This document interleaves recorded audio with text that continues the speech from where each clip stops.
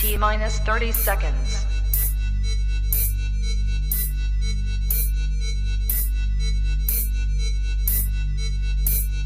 T minus 20 seconds.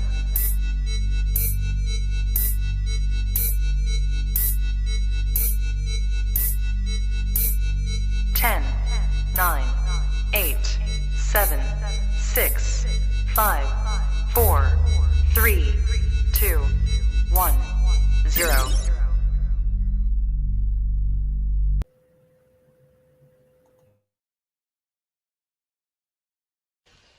I don't have to tell you things are bad. Everybody knows things are bad. It's a depression. Everybody's out of work or scared of losing their job. The dollar buys a nickel's worth. Banks are going bust. Shopkeepers keep a gun under the counter. Punks are running wild in the street, and there's nobody anywhere who seems to know what to do, and there's no end to it. We know the air is unfit to breathe, and our food is unfit to eat.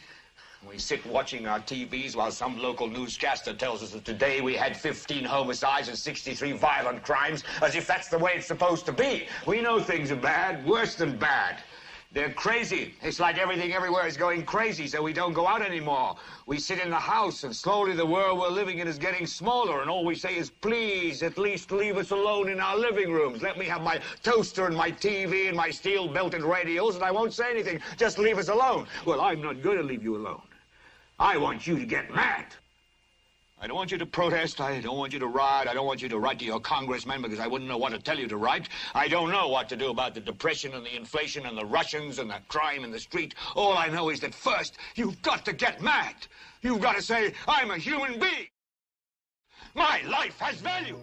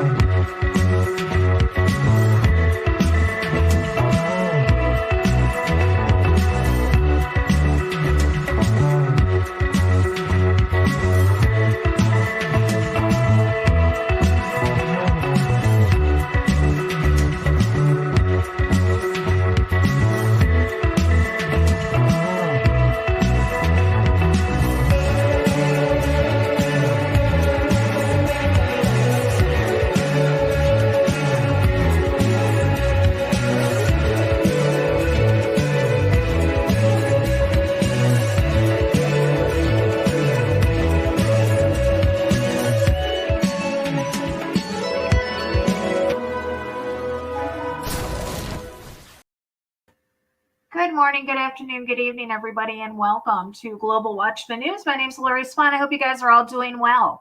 If you are in the live chat, we do ask that you keep it family friendly. There will be moderators in there to make sure that we stay within the terms of service put forward to us by the platforms we're utilizing today. If you're new to the channel, welcome. Take a minute, hit that subscribe button, hit that bell so you know when we go live. So, okay, guys, so it looks as if we are on a death watch for Queen Elizabeth II. Now, I know a lot of you are saying, oh, she's been dead forever. Yeah, well, I can't prove that, nor can anybody else. I can just give you the facts that I know of that is happening today. And those facts are that Her Royal Highness, the Queen Elizabeth II, is gravely ill. William and Charles have been called to her bedside at Balmoral. I know that certain things have to happen, or certain things will happen once the announcement comes that she's passed. The world will not know immediately. What happens is, excuse me, there will be a call made to the new Prime Minister. That in turn, a call will be made to the BBC. Hold on a second, I have to cough. I apologize for that.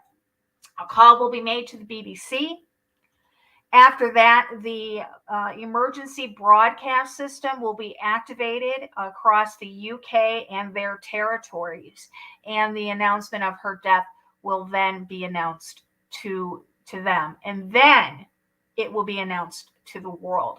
So, just so happens that we have an inside person in the UK named Robbie D, and Robbie right now will be notifying us. Yes, so we are waiting for Operation London Bridge to be activated.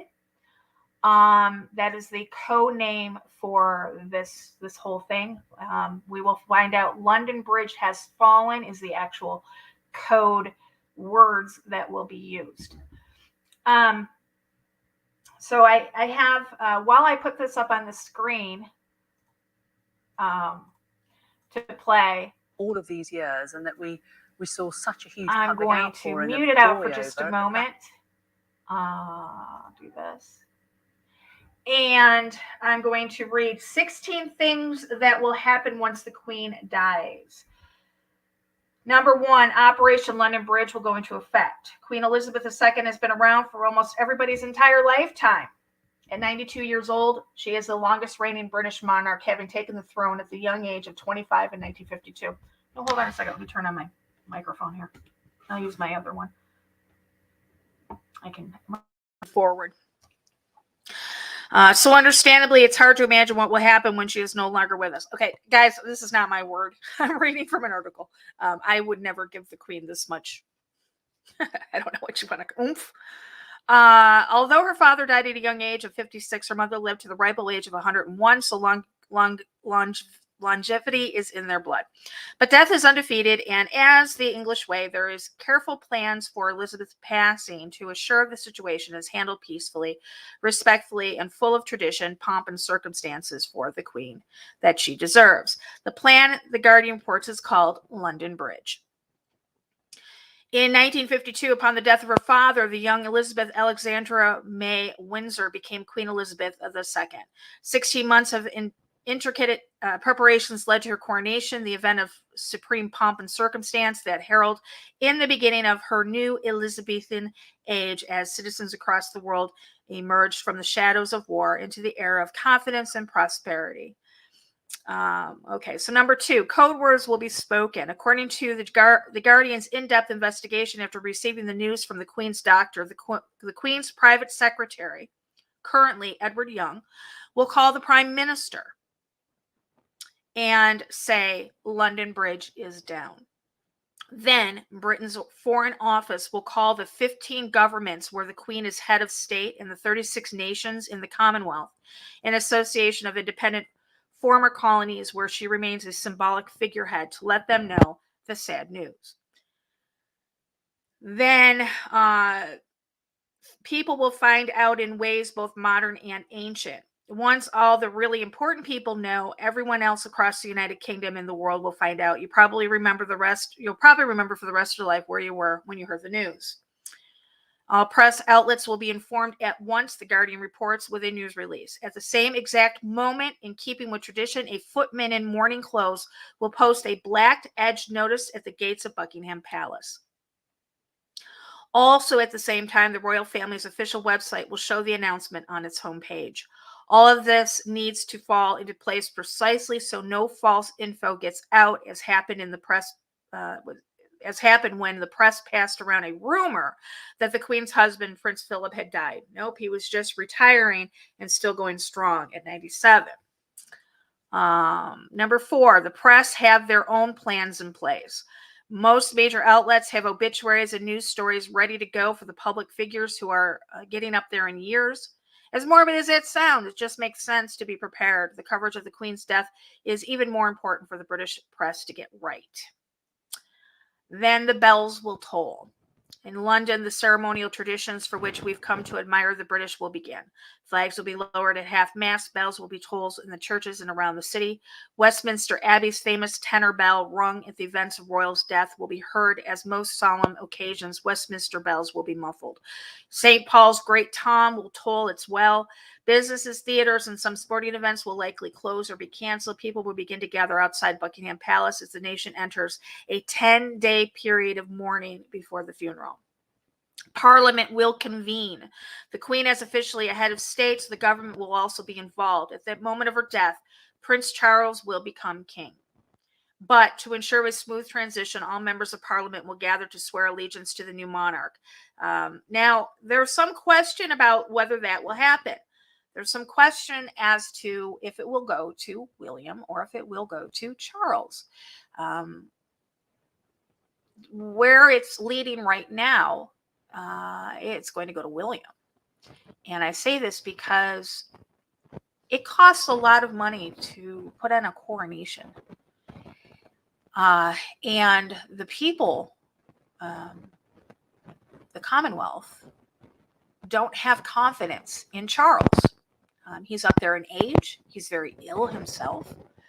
And so they don't have the confidence in Charles that they have in William. This is why William and Kate have been so close to the Queen over the past year. She has been grooming them to take over the monarchy instead of Charles. It'll be interesting to see if this is how it plays out. Personally, I think it's going to go to William, but again, we will see. What happens if the Queen is not in London? Well, she's in Balmoral, so that's fine. She's not at... Okay, well, let's do this. So what happens if the Queen is not in London? If she dies in England, but outside of London, such as a private estate in Sandringham or Balmoral, she will be placed in the throne room and watched over by four guards. If she's at Balmoral, which is where she is at, the most complicated situation will be if the Queen passes while at Balmoral Castle in Scotland, where she spends every summer and where Scottish rituals would take place after death. She would be moved to Holy Road House in Edinburgh and then be carried up the city's Royal Mile to St. Giles Cathedral for a service before being placed on the royal train to London. Her subjects will likely wait along the route to throw flowers and pay their respects as a plane travels by. You know what? I'm not going to read the rest of this. It's very tedious. If you want to look at it, I'm going to put it in the chat room for you guys. Just do this, paste. There it is for you guys to look at the chat room if you're interested in it. All right. So again, we pretty much have, what does it say? The holy crap, Prince William doesn't fit. Oh no, absolutely. He fits 100%. He fits 100%. And if you don't believe me, go back and watch when I talked to Dr. Joy Pugh. Dr. Joy Pugh and myself have done a number of years, decades of research on Prince William. He fits 100% into the book of Daniel and his bloodline back. Absolutely. He fits 100%.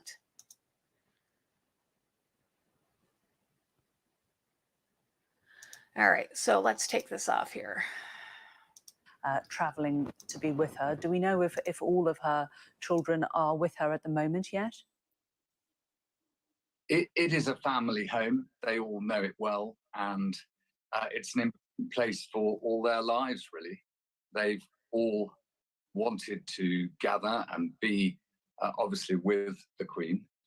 It's a perfect house for the family to gather around the Queen at this challenging time. And when I say perfect, it's been the center of all the great holidays that the family have had. And whenever you dream and think of what it is that's important to you as a person, family is so key in that. And especially so for the Queen, who in this very august position, so elevated as she is, to have the chance to be at that family home now when she's feeling below par, and the fact that that is where the family have decided to gather as quickly as possible under the advice of the doctors. And I think that in its own way, for the Queen, she's surrounded by everything that she recalls and remembers. She's always been full of memories of the Second World War, when she was up with her parents and watching her father have to deal with the fact that the nation of which he was king, and at that time emperor, was at war. And I do think that her life has been so extraordinary because, you know, here we have a queen at a time when the world is not peaceful anymore. And she started her reign soon after the Second World War. And it really has been the most extraordinary 7 decades when broadly the United Kingdom broadly has prospered, broadly has been in a period of peace. And Balmoral has been the focus always where she could go and be with her family. And it's only appropriate that so soon after the family holidays have ended and children have gone back to school, those who are free have decided to come straight back up and be with the Queen at this time.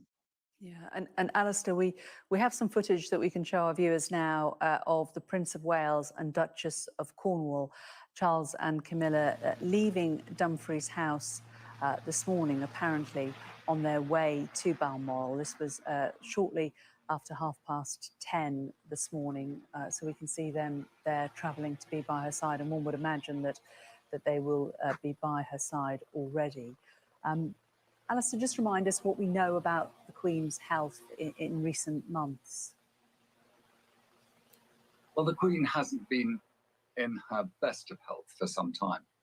The nation was gathered to mark the Platinum Jubilee of her reign, and in so many respects, I'm sure the Queen would have loved to have played a greater part.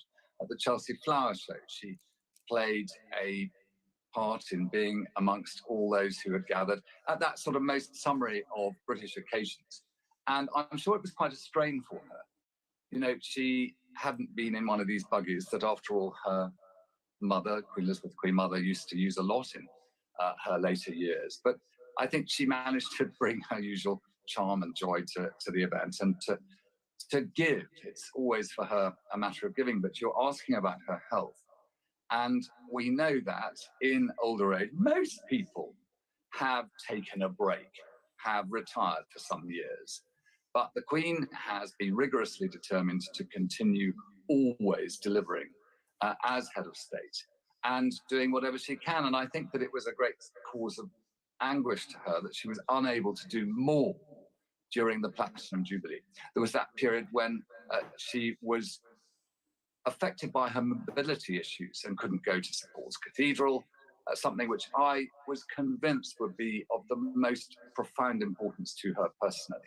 This moment when she handed out George Crosses to the National Health Services of the 4 parts of the United Kingdom was again really important for her because, you know, it was an honour created by her father, carried through her reign, and here towards the end of it, she's passing it to people who've done so much to look after the United Kingdom when people have been facing medical difficulties. And of course, for her, she's now facing her own. She's being attended to by her doctors, and members of the royal family are gathering, as you say. And mentioning the Jubilee, it struck me, I was down there as you were, covering much of it, and being down on the Mall, and obviously people hadn't been gathering for quite a long time because of COVID. The crowds were huge, and there was just such a warmth of emotion. I'm just going to pop on here for a second because somebody mentioned switching leaders just in time for another world war. What's interesting about all of this is the timing. Think about this. Okay, so when the Queen dies, it's a costly chain of events that have to take place to replace her. Again, I said about the coronation, you know, that's very costly. But listen to this. So when the Queen dies, all of the money that has her picture on it will be recalled. Now, we're not just talking about in the UK. We're talking about Canada and other territories as well have her picture on their paper money and on their coins. So they're going to recall all of those and put the picture of the new king, which whether it be William or whether it be Charles, will go on that money. What a better time than to say, you know what, we're not even going to do that. We're just going to implement a new one world currency. save ourselves a bunch of time and effort and money, and we're just going to throw it out there. We're going to put Canada, Australia, the UK, Scotland, all of those. It will just, they're just going to bypass that whole thing and go right to the currency of the New World Order. So, yeah. Who you are married to. And because she was absolutely in love with him from the moment she first clapped eyes on him, people watching this will know in their own life of people that they are madly in love with, and to lose them, you know, particularly when you're doing such a separate job, because the Queen's job is not, you know, being Queen is so separate from everybody else. Somebody put it once that nobody can be with the Queen without benefiting from it. And in that, there is a sort of burden about carrying that through life, that people, when they come, take great joy at being close to her, but also, you know, in a way, she has to be separate from everybody by the nature of what kingship is. But, you know, she was always able throughout life to be distracted by horses in particular, not least her racing. And she was terribly keen always. And I bet today, even today, she will be given updates on how her horses are and what they're up to. And that will fascinate her. You know, she took regular phone calls from all the people looking after her horses. And you're showing some footage now of the Queen when we had the privilege as the armed forces of presenting our loyalty to Her Majesty in Edinburgh. And it was the only occasion, actually, during the Platinum Jubilee that the armed forces were able to express a personal act of loyalty to the Queen. And it was very intimate in that it was a very small ceremony, and she was utterly delighted by it. She smiled from beginning to end, and she took in the usual rituals of ceremonial, and she was as much a part of it as she ever is. And she loves those moments. I think she knows how soldiers, sailors, airmen and women are bonded to her personally by that act of loyalty and by their oaths of allegiance. And when each of the armed forces came up to her, the Royal Navy with the Royal Marines, the Army and the Air Force, all of it meant a great deal to her. And she goes on knowing every single day of her life what is going on to the armed forces. And right now, as the armed forces face challenges, you know, she is still the emblematic and figurehead focus of all loyalty for those people who serve.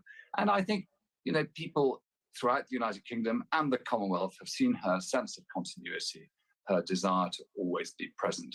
And right now, she's not feeling 100%, and members of the royal family have been gathered to be with her at what appears to be a very critical time.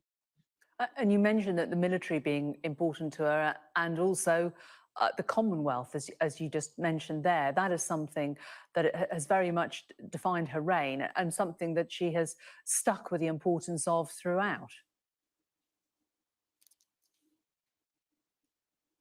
You can be something as a monarch, or you can actually live it fully. And the Queen has entirely lived fully the concept of what it means to be head of the Commonwealth. She watched her father shape the idea of that leadership in an assembly of free independent nations who choose to have a collective head and to meet in order to celebrate shared values. And the Queen has kept abreast day by day with the good times and the bad through the Commonwealth story, and has provided, I think, as perfect an emblem. Hey, Ernie. Hello, Lori. How are you? I'm good. How are you? Good. I'm just on location right now, so I'm not next to my nice microphone. So hope you guys can hear me okay. We can hear you fine. Yeah. So, yeah, what a day to come back, huh? Right? Oh my goodness. I'm sitting here preparing for the broadcast tonight, and then you just hit me up with this. I'm like, oh man. Yeah, for those of you that don't know, I'm actually in the process of setting up the broadcast for tonight. So tonight, you have a big broadcast. We're going to be exposing who? Yuval Noah Harari. Yuval Harari. Woo! I can't wait. You got some juice on him. Yeah, I think I do. You I got the definitely think so. mods. It's about time we get to know him a little bit better. Yeah, I think so too. Yeah, so that's going to be tonight at our regular time, 9 o'clock Eastern, 8 o'clock Central. And as soon as, while we're playing this, I'm actually going to go and set up the link for tonight. Lisa G, you raise a very important thing. I was just talking to my husband a little while ago about this. Lisa G says, I don't think Charles can assume reign due to his marital status. Here's the thing. He could have legally taken the throne had he not married Camilla, who is a divorcee. Now, because he was divorced from Diana, that kind of canceled out when she died, because the vows say until death do us part. So even though they were divorced, he could not have accepted the throne.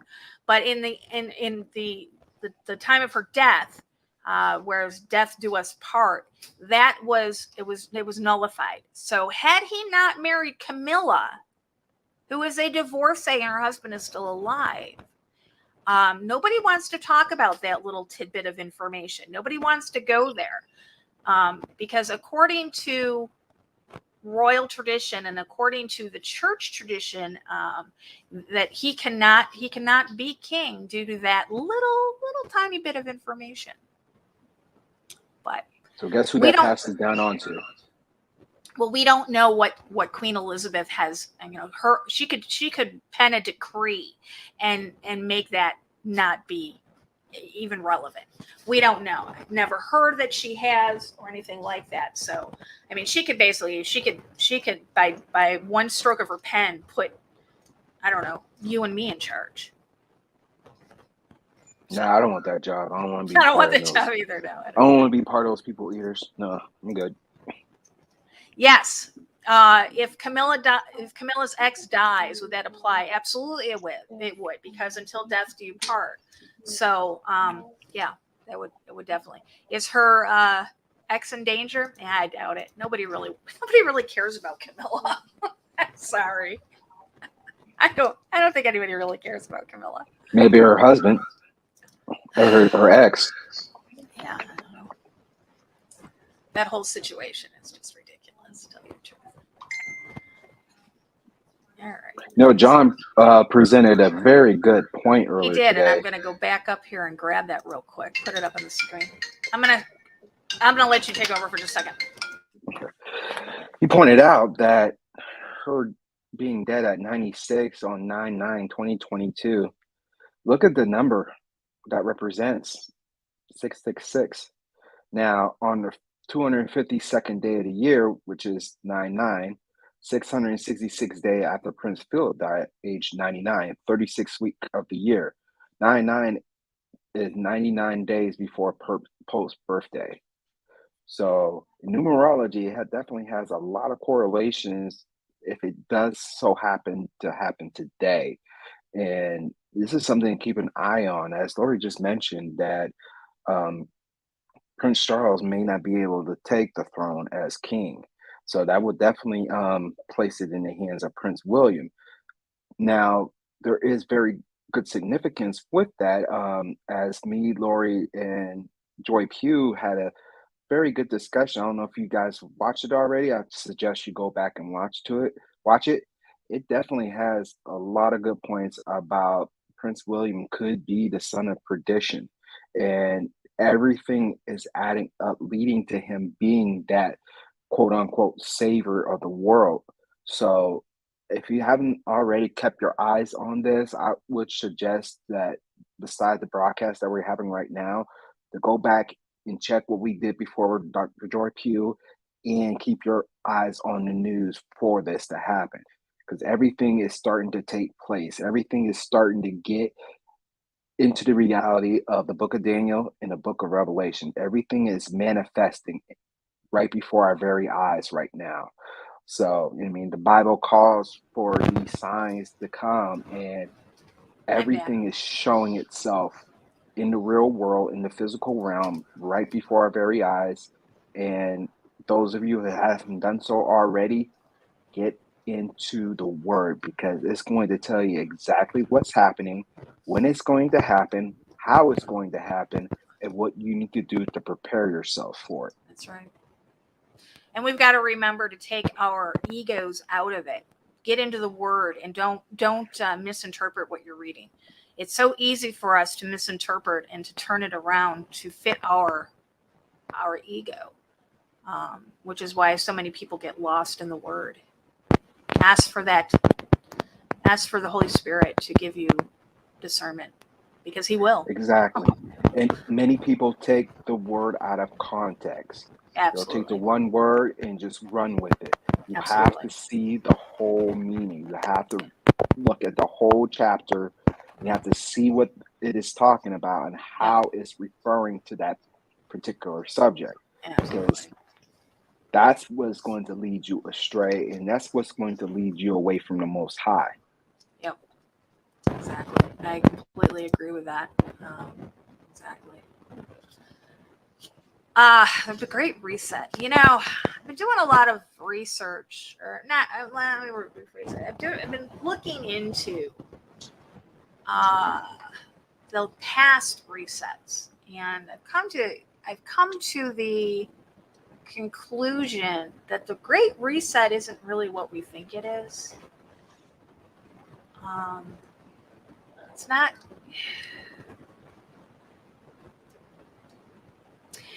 The last Great Reset was back in the 1800s. That's when if you research, you say the Great Reset. It was back in the 1800s. During that time, and if you don't know what I'm talking about, research mud floods. Look into the World Fairs and look at the technology that they had during the World's Fairs. It's amazing. It's astounding, the technology that they had at that time. Yet we are led to believe that they did not have any technology back then. Another thing is research the orphan trains and the orphanages. Did you know that there was literally tens of thousands of orphanages across the world at that time, with literally millions of children in these orphanages? Ernie, what happened to the parents? That's an interesting question. Were they harvested? I don't know. But It us raises a knowing question. what they did back in the day and the foundings that they had, and especially in Canada, Mm-hmm. Yeah. It adds up to it. Yeah, it's quite interesting when you look into all of this, especially the architecture and the technology that they had back in the 1718s, early 1900s. So we were told, that they didn't have technology. It's quite interesting. So let's see what they're saying here. And this is family time, and I'm sure that will be respected, no doubt. Yeah. How important is Balmoral to Her Majesty? I'm often asked that question, and in my opinion, it's very important. It was the place, I think I said before, where up until the pandemic and I moved to Windsor, it was the place where she spent longest at any one given time. I think it's about 3 months of the year, which is a long time. And I think she is, and as many members of the family, very, very fond of Scotland. They feel great affinity for Scotland, and the Scots, they understand what it takes to live in and be custodian of quite a significant part of rural Royal Deeside. And I think they take that responsibility of being that custodian very, very seriously. But it's also a place where they can relax and enjoy. Up until recently, Her Majesty used to be often seen riding around the estate, and was often spotted by different people, members of the public, who came to spend time on the estate, as you can.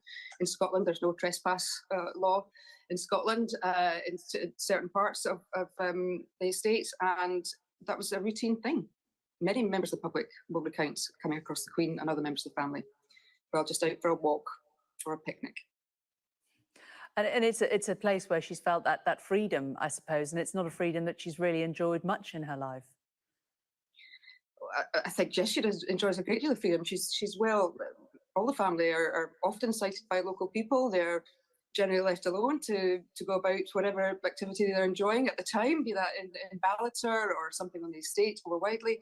Socialising, obviously, there's some fixtures in the calendar like Braemar Games that was dear to the heart. And yeah, it's a place where they can really relax and get away from it all. But we've heard that term remote. It's rural, I would say, rather than remote. It's not the easiest place to get to, perhaps, from London, but it's a beautiful rural location. It's a very atmospheric place, and it's somewhere that I think she's enjoyed throughout her life. And although the Queen does stay very much apart from politics, doesn't she? And we certainly don't know her views. She has taken a keen interest, hasn't she, in the constitutional affairs of Scotland and in what's happening in the local community up there. Well, I think that's, as you might expect, she is head of state.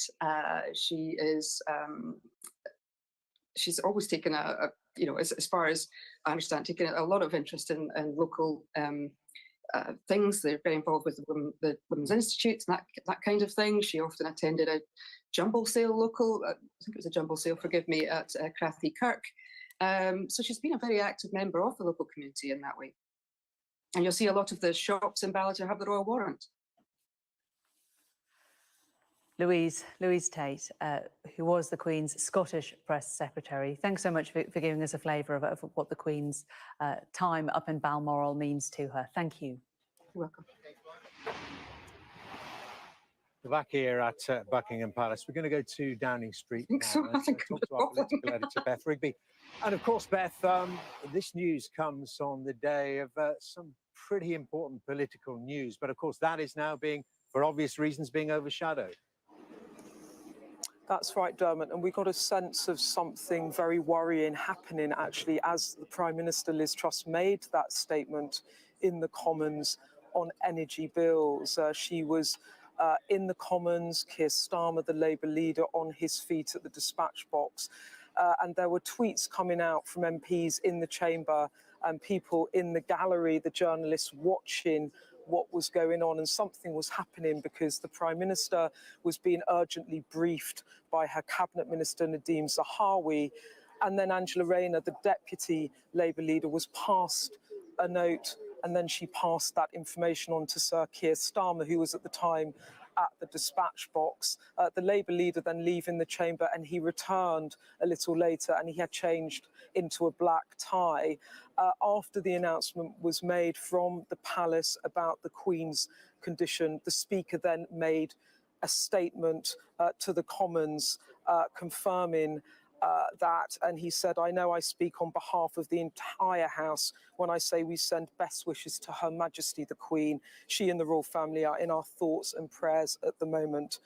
There is no more. We will update the House accordingly." Now, Dermot, since then, both the Prime Minister and the Leader of the opposition, as well as many other dignitaries, have sent their best wishes to the Queen and the royal family. The Prime Minister, Liz Truss, tweeting, "The whole country will be deeply concerned by the news from Buckingham Palace this lunchtime. My thoughts and the thoughts of people across our United Kingdom are with Her Majesty the Queen and her family at this time." And Sir Keir Starmer tweeted, "Along with the rest of the country, I am deeply worried by the news from Buckingham Palace this afternoon.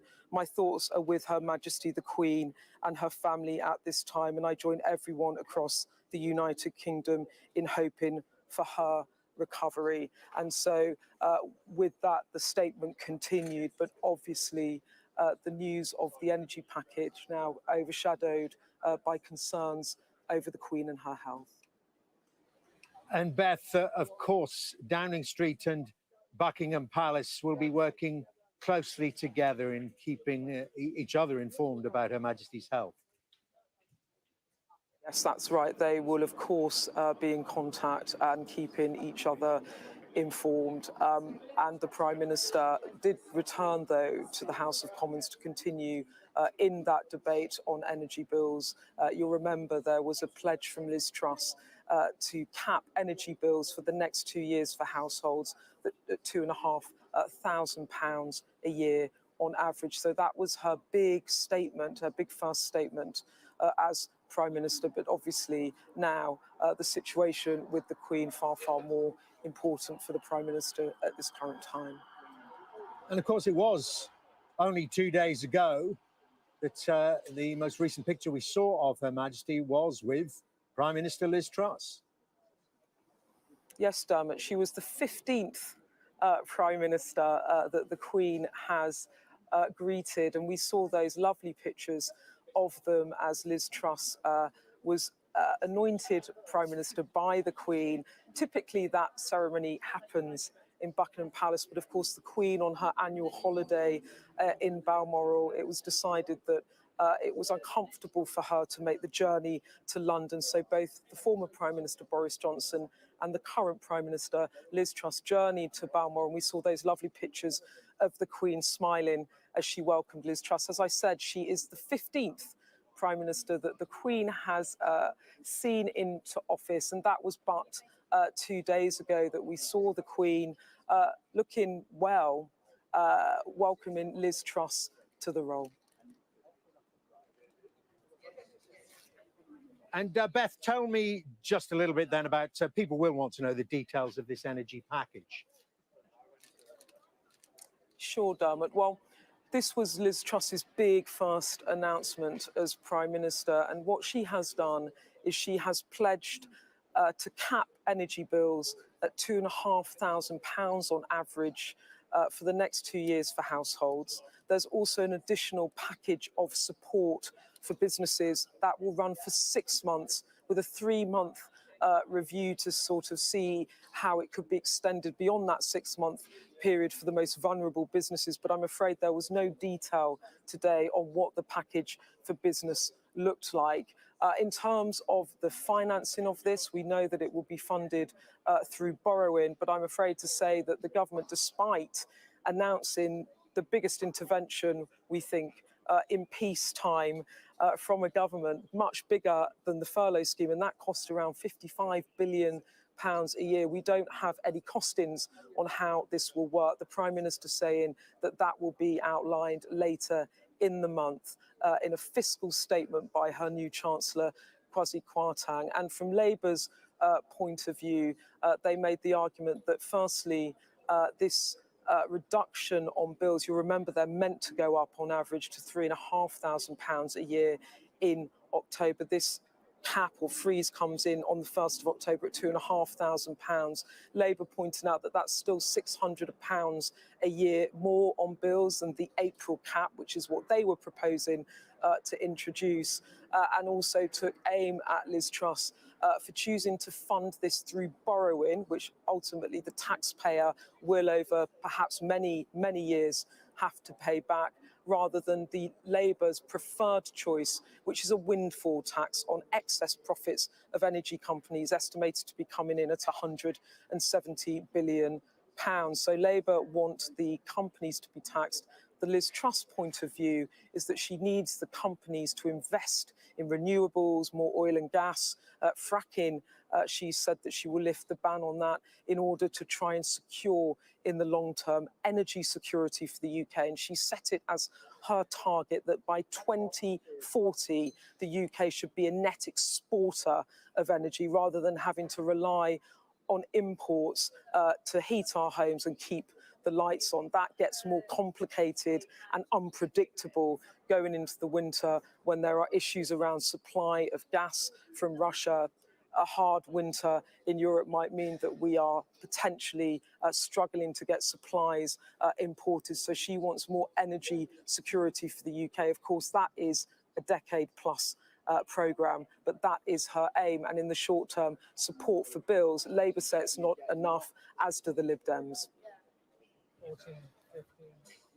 Okay, Beth, many thanks. Beth Rigby there live for us in Downing Street. But as Beth was saying, that news, that important, hugely important announcement about the energy support package, the energy price cap being overshadowed by the news that was announced about 12:30 this afternoon by Buckingham Palace that the Queen is under medical supervision at Balmoral, of course, as Beth was saying, where Liz Truss and Boris Johnson went to visit her 2 days ago.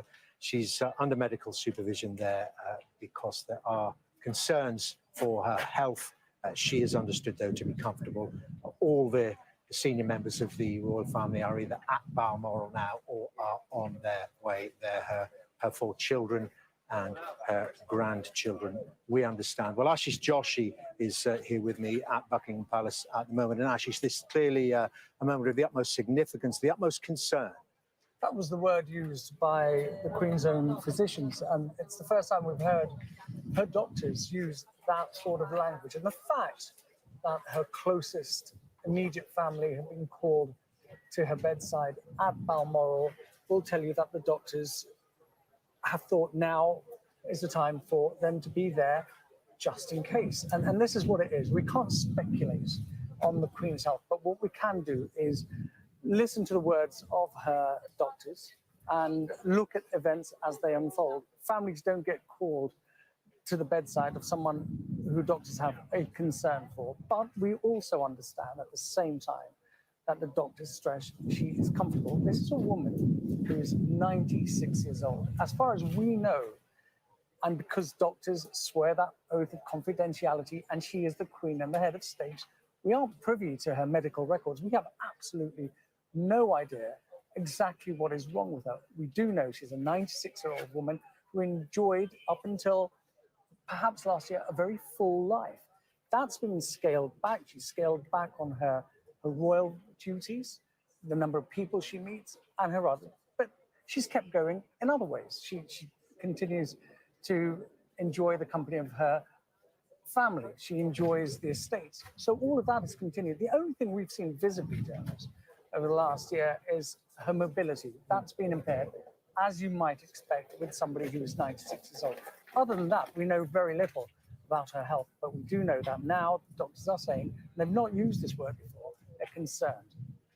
But you mentioned duty there, and as she pared down the number of engagements that she took part in, she kept the core ones there right up to last Tuesday. Yes. 2 days ago, that very important, the transition of power between prime ministers, when she accepted Boris Johnson's resignation and then asked Liz Truss to form her next government. Yes, and invited them to Balmoral. So she continued with her duties as much as she could, but she took the advice and guidance of her doctors and physicians who told her she needed to scale back. And we saw that, didn't we, in June with the pomp and pageantry surrounding the celebration. I did. I was here, and it was incredible to see this outpouring of affection and the understanding and acceptance from the public that the Queen wanted to make all of those appearances at all of those events, but couldn't. She had to pick and choose, and that's only to be expected for somebody who is of that age. So there is an understanding on the part of the public, and there is also an understanding on the part of the Queen herself that at her age, she has to scale back. She has to do fewer preparations, including nuclear facilities, for an undisclosed foreign government. So now Mar-a-Lago has become a magnet for foreign spies who want to see if they can get their hands on any of this material. What was Trump thinking of? I mean, not only did he try and overturn the election result, he's taken away really important classified documents from the White House. And, you know, this is now beginning to hurt the Republicans. Just me speculating, but this is the situation really that we are in. What we know is... Hold on a second, guys. Wonder what's going on. Theme of her life ever since then, and I think, you know, wonderful though she is and cheerful though she is, I think it must have been very difficult for her and very frustrating to feel that she's unable to carry out the duties which she's carried out all her life, which is another reason I think why Buckingham Palace have delayed it till the sort of 99th hour always to let us know whether or not the Queen is able to do certain things. I think it's because she was so determined to try and do them but in the end couldn't. So it's been a difficult time for her. Well, we'd like to think that we'll get a good progress report, Ingrid, but we must wait and see. And thank you so much for joining us. Thank you. Ingrid Seward, of Editor-in-Chief of Her Majesty magazine. If you're just joining us here on BBC News, this is our extended coverage today, following that bulletin from the Queen's medical team at lunchtime that her doctors are now very concerned about the state of her health. She's at Balmoral, her estate in Aberdeenshire. That is where she's being cared for. She's said to be in a comfortable condition. The doctors are there with her. She's having full 24/7 medical supervision. And in the last couple of hours, the family has been gathering, and we've seen the children turning up, the rest of them, because Prince Charles was there already, and Princess Anne, the Princess Royal, and now they've been joined by the Duke of York and the Earl of Wessex, and indeed by the Duke of Cambridge, her grandson, who's also arrived in the last hour or so. They landed at Aberdeen Airport about an hour and a half ago. So they're all there. And the Queen, who's been engaged in lots of duties in recent months and has been showing great spirit and great strength and a determination to really fulfill all those items in the diary. Well, today we had the news that she's not able to do that now. She's in a position where her health is causing a lot more concern. She's been made to feel comfortable, we're told.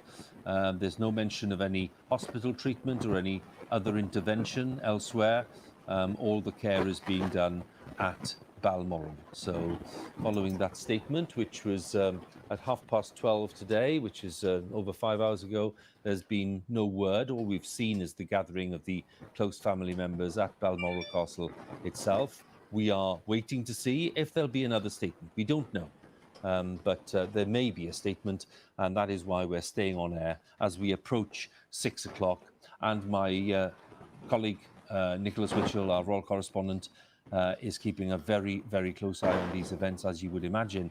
And Nick, I've just summarised there where we are right now, but there'll be lots of people watching, wondering if it is realistic to expect some kind of statement now that the children have gathered, and maybe that they've had some kind of briefing from the doctors. So that's not an unreasonable thing to ask. Well, I would have thought that that is absolutely what will need to happen. I think Buckingham Palace will have to say something, because there is such widespread and deep concern now, and the family has arrived at Balmoral, as you say, and therefore it would be logical for them to issue something, whether it is just a bulletin in terms of briefing us as to the state of her health, whether there has been an improvement, or whatever is the situation, because I think that as we approach the early evening now, it will be necessary for Buckingham Palace to say something. But I stress that I have not seen any indication that that is the case. That is just us sort of thinking that it would be logical and sensible and necessary. Well, necessary because, of course, you know, there's no way to kind of overstate this. The affection for the Queen, the respect for the Queen, people's sense of loyalty to the Queen is such that it will be exercising people's minds. Well, yes. You know, in all of our minds is the unimaginable, almost, isn't it? And when that moment comes, and we have no reason to suppose that it is imminent, but people will find it an almost seismic moment, a seismic scale of shock when that moment comes. And I'm not in any way suggesting that it is about to come, but we are, let's be just candid about it. We've seen the facts as they have emerged today. We have seen the family gathering. They haven't rushed up to Balmoral without very good reason. And one must suppose that whatever it is that they have not been briefed about, Buckingham Palace will feel the need to share that with the rest of the nation and indeed the Commonwealth at some point this evening. One imagines, because as you said earlier, Nick, we're talking about a family. It's the royal family, and we're dealing here with Her Majesty the Queen, but it's family. and it's a mother and a grandmother and a great-grandmother whose health we are talking about. And I imagine that they have gathered with her to offer comfort. Yep, one must assume that. And it is only what, I can't do it in my head, 20 months, is it, or since the Duke of Edinburgh's death, Yes. rather less than that. Yes. So, this is a family which has suffered one death quite recently, and which is now having to deal with the illness and the declining health, as we understand it at the moment, of, as you say, their mother or their grandmother.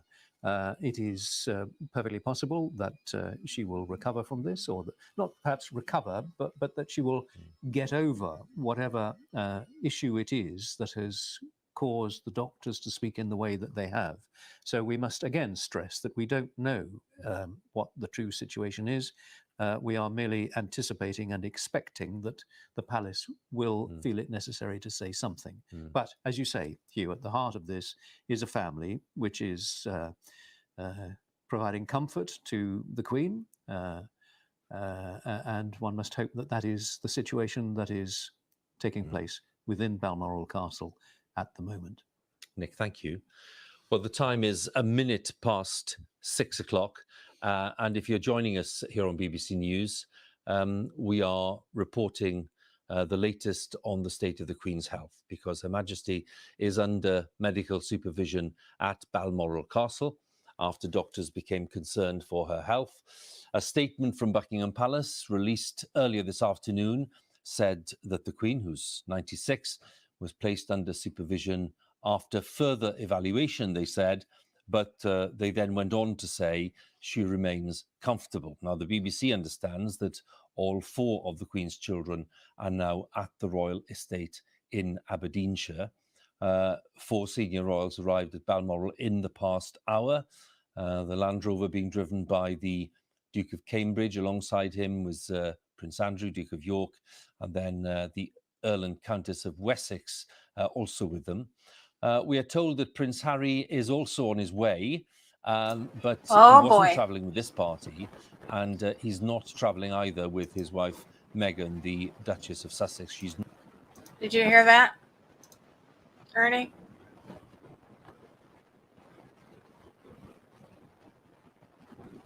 Okay, well, I don't know. Did you hear that? So now all of her children are with her at Balmoral, and they've sent for Harry. That tells me that her death is probably imminent. Yes, Richard, probably tomorrow or Saturday. Yeah. Interesting, huh? Isn't it about a 7-hour difference from here? From us right now, Robbie's 6 hours difference from me, so It's about 7. Yeah. Okay.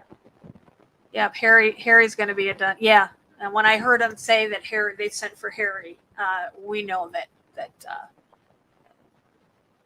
we'll be here. I predict within the next 24 to 48 hours we will be hearing that London Bridge has fallen. I do believe that. Okay. And if we need to postpone the broadcast for tonight for this, we definitely should. Because we probably should go over everything about what we discussed with Dr. Joy Pugh. Yeah. Okay. Yeah. Why don't we do that? We can actually.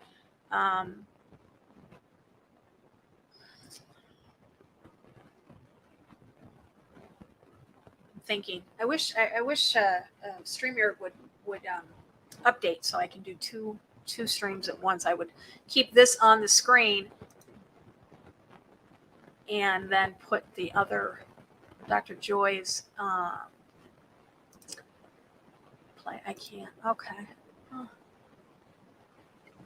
Ooh, well, James. Good point. I didn't even think of that. If you're over on Facebook, there is a group. I'm also a moderator in that group. Dr. Joy Pugh is also a moderator in that group, and it happens to be James Emery's group over there. And it's, in a second, let me pull it up. If you are not a member, it is called the Original Prince William Watchman Group. I will put the link. We talk about everything William over there. And good point. He says 9/11. Could we see her death on 9/11? Interesting, James. I didn't even look at the date. Yeah. That's a good time. And what John mentioned earlier is also a good time. Yeah. And so anywhere between tomorrow and the 11th. I've been meaning to ask you, are we still in planetary alignment right now? I believe we are up until the 23rd. Mm. Give me a second and I can pull that link and take a look-see. I got to get to it though. It's going to take me a minute. My computer's running slow today. I don't know why. I should check to see if the if the business computer is running. You may have left it on. Let me find it. Yeah, so I would say anywhere between the numbers that John gave us, anywhere between the tomorrow and the 11th. Interesting.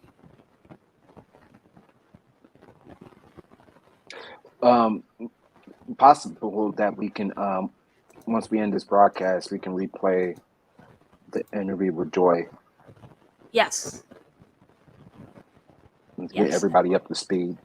Yes, I will. We'll definitely play this for a little bit longer now. Okay, hold on a minute. Planets today. Here we go. Let's take a look.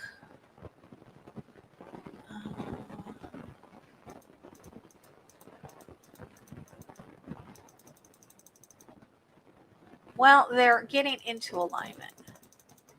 What's the date? Today, the 8th.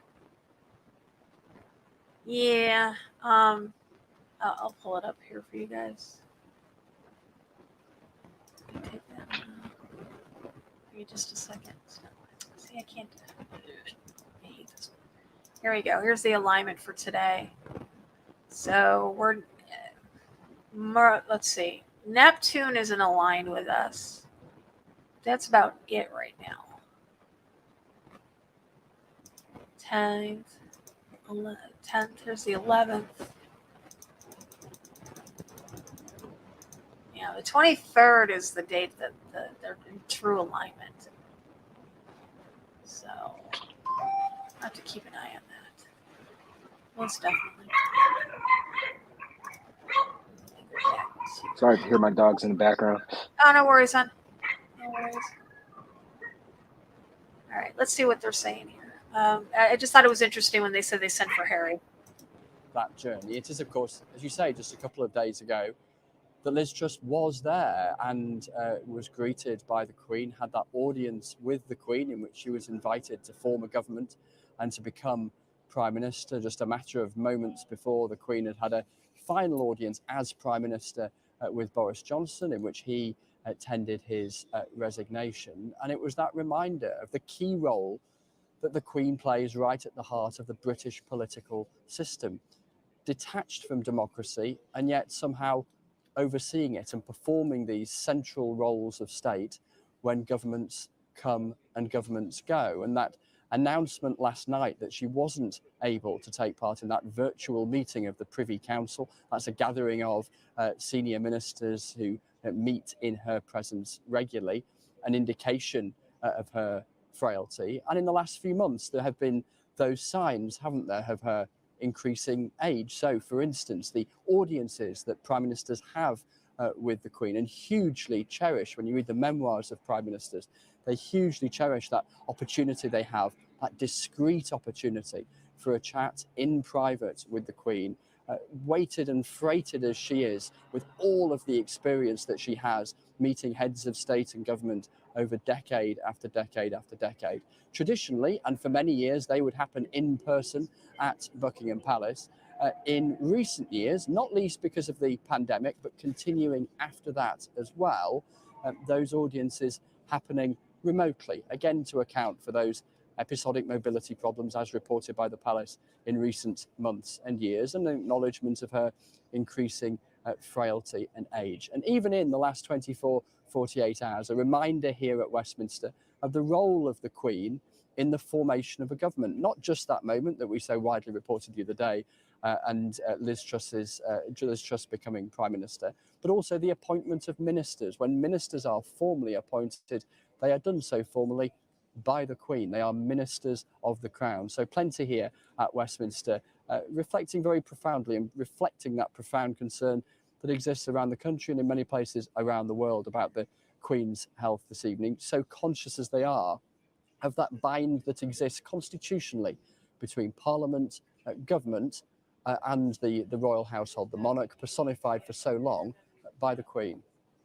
Indeed, Chris, and it is one of those moments, and let's hope we get good news from Balmoral, but it's one of those moments when people do reflect on the kind of constitutional arrangement that exists and which the Queen has made work.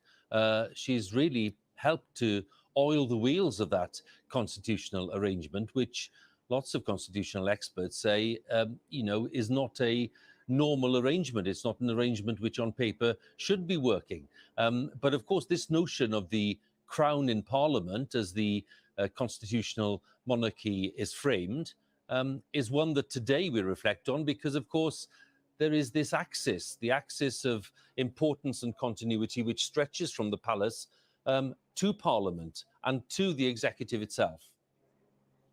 Yes, and we see this, don't we, when there are those moments, the state opening of Parliament, colloquially described as the Queen's speech, where the Queen comes along. She wasn't able to attend, of course, just a few months ago, but comes along to Parliament and sits there delivering out loud the government's words, saying what the government is planning to do in its legislative programme in the months and years ahead. And there's a particular moment in that ceremony, you may recall this, where the door is slammed in the face of an official called Black Rod, acknowledging the independence of the democratic House of Commons in that constitutional arrangement where the Queen, the head of state, sits at the top of it, Parliament below it. That point about the head of state, a striking one as well, Hugh. I've travelled recently to the G7 summit in Bavaria and on to the NATO Defence Alliance summit in Madrid. And part of the formulation of the language of those events is that they are gatherings of heads of state and government. And that matters because, of course, in the UK system, we have a head of government in Liz Truss, the Prime Minister. We have a head of state in Her Majesty the Queen. And that distinction between the two so pivotal to how the UK system operates. Chris, thank you again. Chris Mason, our political editor there with the latest for us in Downing Street. Well, from Downing Street, let's go to Windsor, because Windsor, of course, dominated by the great castle. And Windsor, I think it's fair to say, as our understanding goes, is the Queen's favourite residence, though she loves Balmoral as well. But at Windsor, our correspondent Elena Wilkinson has been there for us today. Looks slightly better weather-wise than it was earlier, Helena.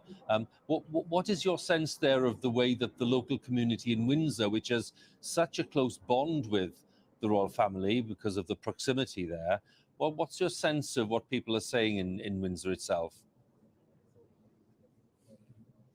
Yes, absolutely, Hugh. And for those who don't know, Windsor Castle is right in the centre of Windsor. Just down the road is the high street full of shops, and local people, residents in Windsor, very much view the Queen as one of their neighbours, as a local resident. In previous years, she was often seen in the Great Park around here. We've spoken to a number of people here on the high street, some emotional at the news of the Queen's health, and also many people just anxious to hear how she is. We haven't had another update from the palace since the one we got at just after 12:30 this afternoon. Lots of visitors coming out of the castle gates here. Some of them told us that they had heard the news from inside the grounds, others emerging not having heard.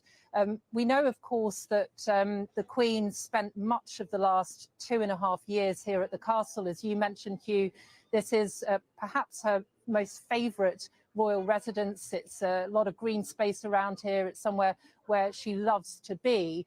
And she spent the last years of her husband's life, the Duke of Edinburgh, during lockdown. They remained here together, spending day after day together. They celebrated their 73rd wedding anniversary in November 2020.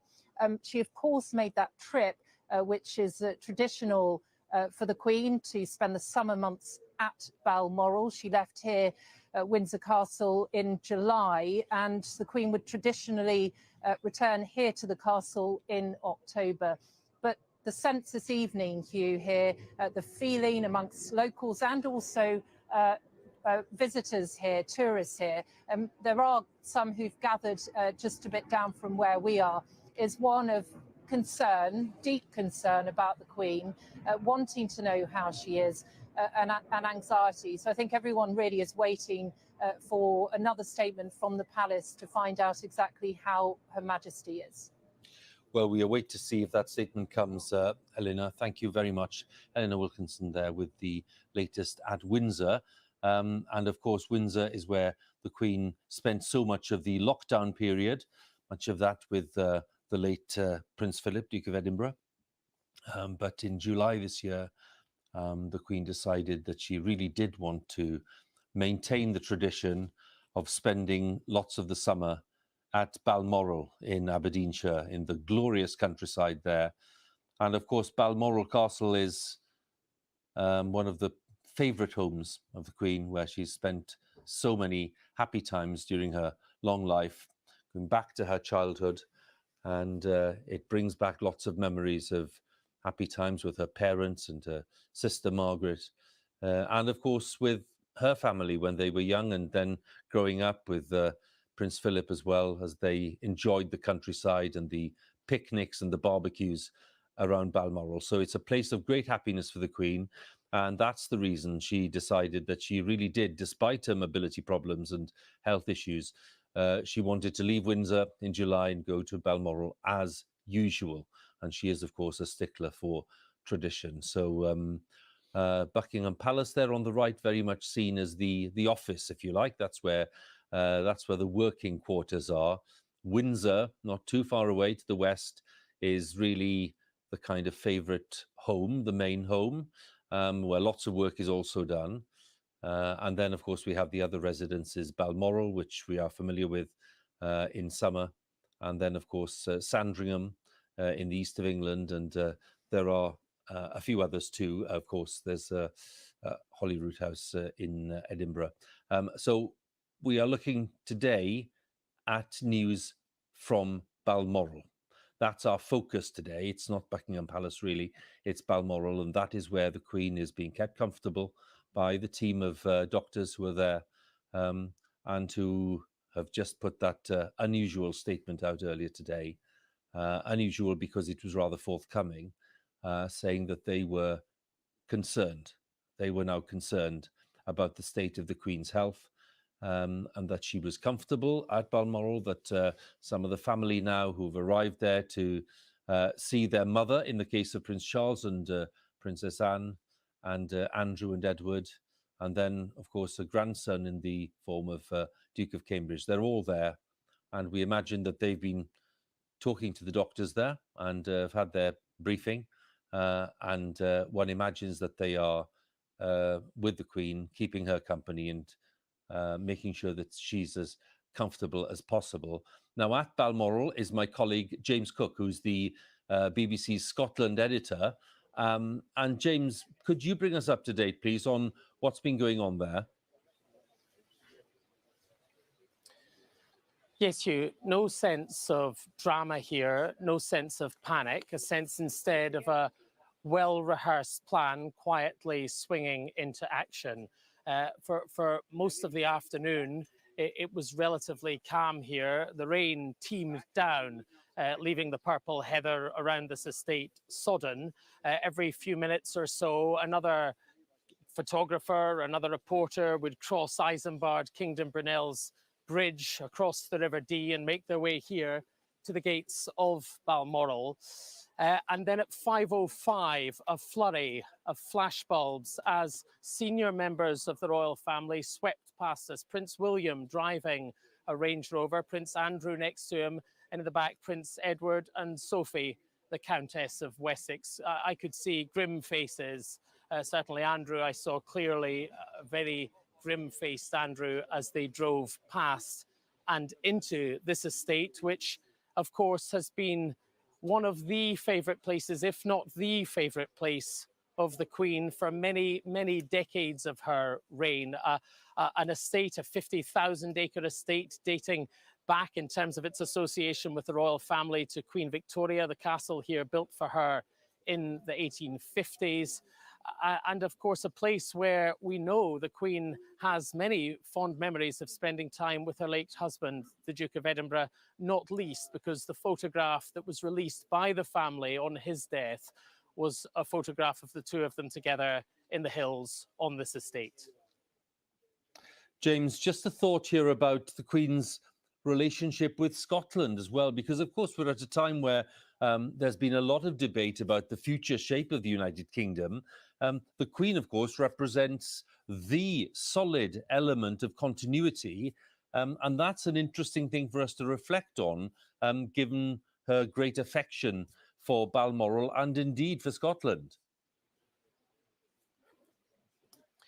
Yes, this is surely a monarch who personifies the union of the crowns of 1603 as much as she does anything else. The constancy that we talk about that applies to her reign actually goes way back before her reign in terms of the royal family's relationship with Scotland, predating the Act of Union, the Union of the Parliaments in 1707.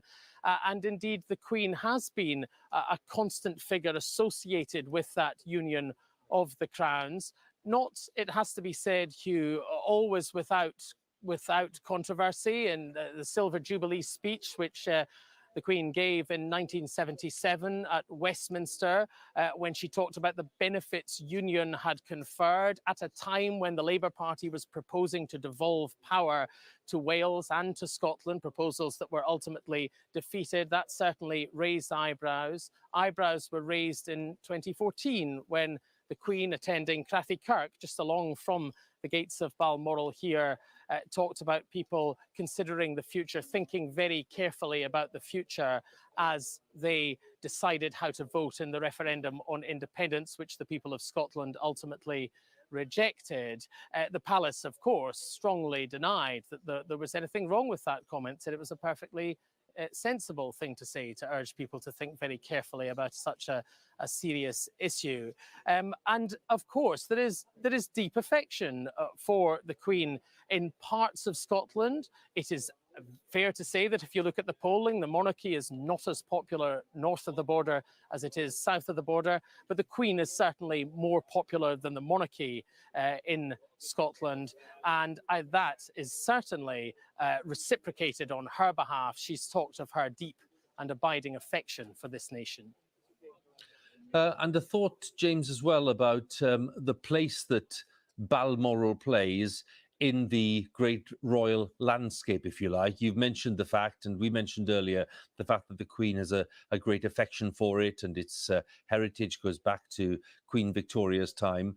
We're talking about Aberdeenshire, which of course is lots of it, very, very beautiful. The landscape there is magnificent. And as you say, very significant that rather lovely image of the Queen and the Duke, released when the Duke died, was indeed in the hills above Balmoral, on this enormous estate that the Queen has there. Yes, that's right. And the Queen has been coming here regularly with her family for the summer and into the early autumn, year after year after year. It's very clear that this place is somewhere for which she holds extremely deep affection. We just see another police car going through the gates there of Balmoral estate.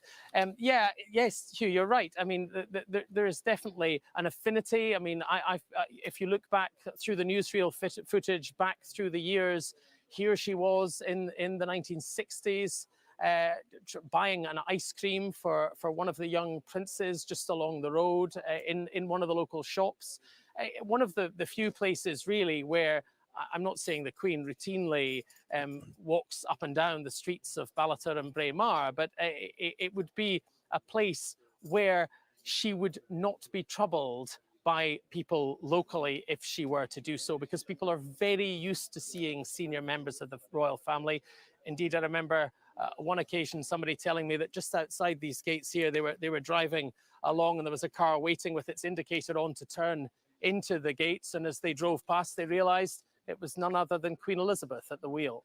Well, James, thank you very much. James Cook with some nice memories there of the Queen and life in Balmoral. But today we are reflecting on the state of the Queen's health, sadly, and we're just waiting to see whether Buckingham Palace or the officials at Balmoral make another statement, having said at lunchtime that the Queen's doctors are very concerned about the state of the Queen's health, that she is comfortable, that they had no more to say at that point, but they felt it necessary to convey the fear and the anxiety that was being felt. And that is why, of course, we've now seen the Duke of Cambridge, Duke of York, the Earl and Countess of Wessex, and some others making their way to Balmoral. They've arrived there. The Prince of Wales already there, and the Duchess of Cornwall too. The Princess Royal is there. So the family, the family is gathered, and we're told that the Duke of Sussex, Harry, is on his way, but he wasn't with the party that arrived a short while ago. Watching the images with me, Nicholas Witchell, our royal correspondent, and Nick, James there was underlining the special place that Balmoral holds, because really some people may be wondering why the Queen in September is in Balmoral. Why is she not back in Windsor or even in Buckingham Palace? But it's important to underline that that's normal. That's what she does. And she, of course, she loves to have the routine, to have the sense of confidence that you get from an unchanging routine. And so much of her year never changes. So yes, I think the annual trip up to Balmoral is really very important to her. And it is somewhere where she feels very comfortable, very much at ease, somewhere that she has known all her life. So the time is approaching 6:30 now, isn't it? I was struck by what James Cook was saying about the grim faces that he noticed on the faces of the members of the royal family as they drove into Balmoral Castle a short time ago. We are still waiting to see if there is something from Buckingham Palace. There is nothing to report on that front at the moment, but of course that could change at a moment's notice. The situation, as we understand it at the moment, continues to be that there is widespread and deep concern about the health of the Queen. Following the statement by her doctors this morning, clearly there has been some episode which has occurred overnight, which has given rise to that concern, and which prompted the doctors and Buckingham Palace put out a statement indicating that there is concern about the Queen's health. Members of her family have broken off and travelled to Scotland. Prince Charles and the Duchess of Cornwall were already there. They have travelled across to Balmoral Castle, where they have also been joined by the Princess Royal. And other members of the royal family, 4 members of the royal family, have travelled up from London on an RAF flight. The Duke of Cambridge, the Duke of York, and the Earl and Countess of Wessex. There is expectation now, clearly, Nick, if we look at the images here of Buckingham Palace, and the area in front of it dominated, of course, by the Queen Victoria Memorial at this end of the Mall. But crowds now starting to gather at those gates, where announcements in the past have been made, of course, about all kinds of things and events in the royal family's life. But I think today reflects really a crowd which is starting to gather, just basically expressing concern and just hoping for the best, is how I'd put it. Yes, I think that is the fairest way we can put it, Hugh. Millions of people here and elsewhere will be hoping for the best, but they will be, I think, now fearing the worst and perhaps preparing for the worst. But we must continue to hope that whatever news we get from Buckingham Palace will indicate that things are okay at Balmoral. But I think that is as much really as we can say at this stage. There is great concern. That concern has been expressed by politicians at the most senior level, and they will know what the true situation is. They will have been briefed, and they will have briefed each other on Privy Council terms.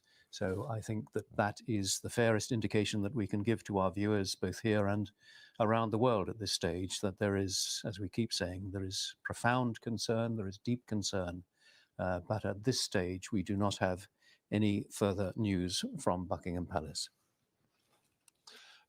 Nick, we're just looking at these images here because, of course, they are really reflecting people's deep alarm and deep concern about the fact that the Queen is extremely unwell, and of course that we are expecting the news from Balmoral that she's having treatment, or that indeed they are unable to help Her Majesty anymore.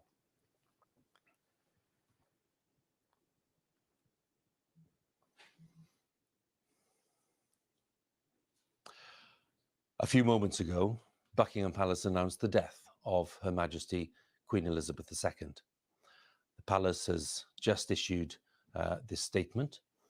It says the Queen died Oh my peacefully goodness. at Balmoral this afternoon.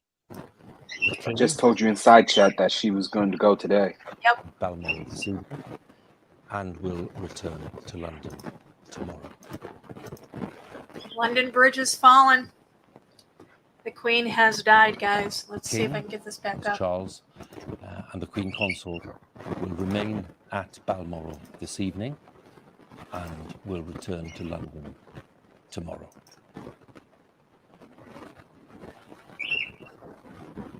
Or is there something wrong with your mic? Queen on the It's 6th pretty of February, static. 1952, on the death of her father, King George VI. She heard the news while staying at a game lodge in Kenya at the age of 25. And her coronation, Westminster, health problems the Queen is dealing with the family. And Queen Consort will remain at Balmoral this evening and will return.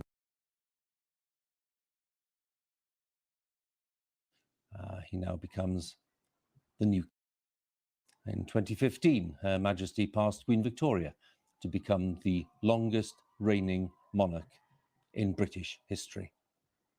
And in February 2022, we saw the 70th anniversary of her becoming Queen. And she made more than 250 visits to Commonwealth countries and was head of state in Australia and Canada and New Zealand. Winston Churchill was Britain's Prime Minister when she came to the throne, and Liz Truss was her 15th Prime Minister.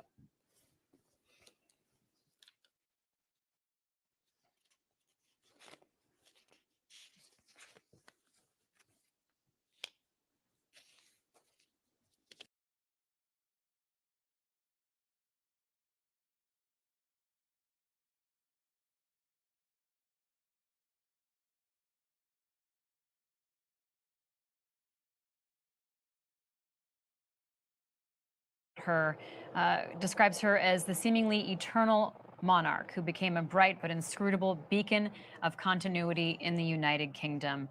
Mary, that continuity was so essential. 70 years on the throne. What does this change mean for the monarchy? It's a big, big change. And Prince Charles has really got a challenge ahead of him.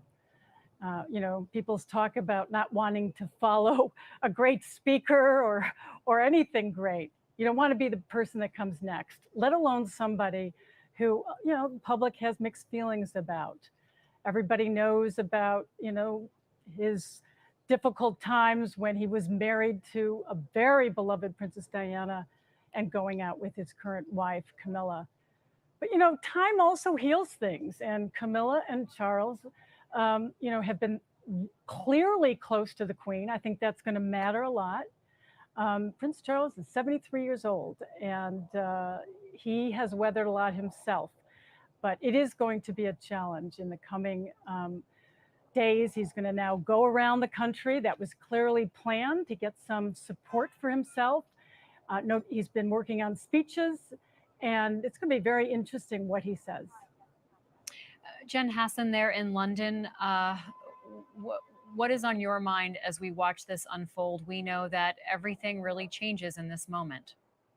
Yeah, Libby, I mean, I'm just sat here thinking that she met with the outgoing Prime Minister, Boris Johnson, and the incoming Prime Minister, Liz Truss, just 2 days ago.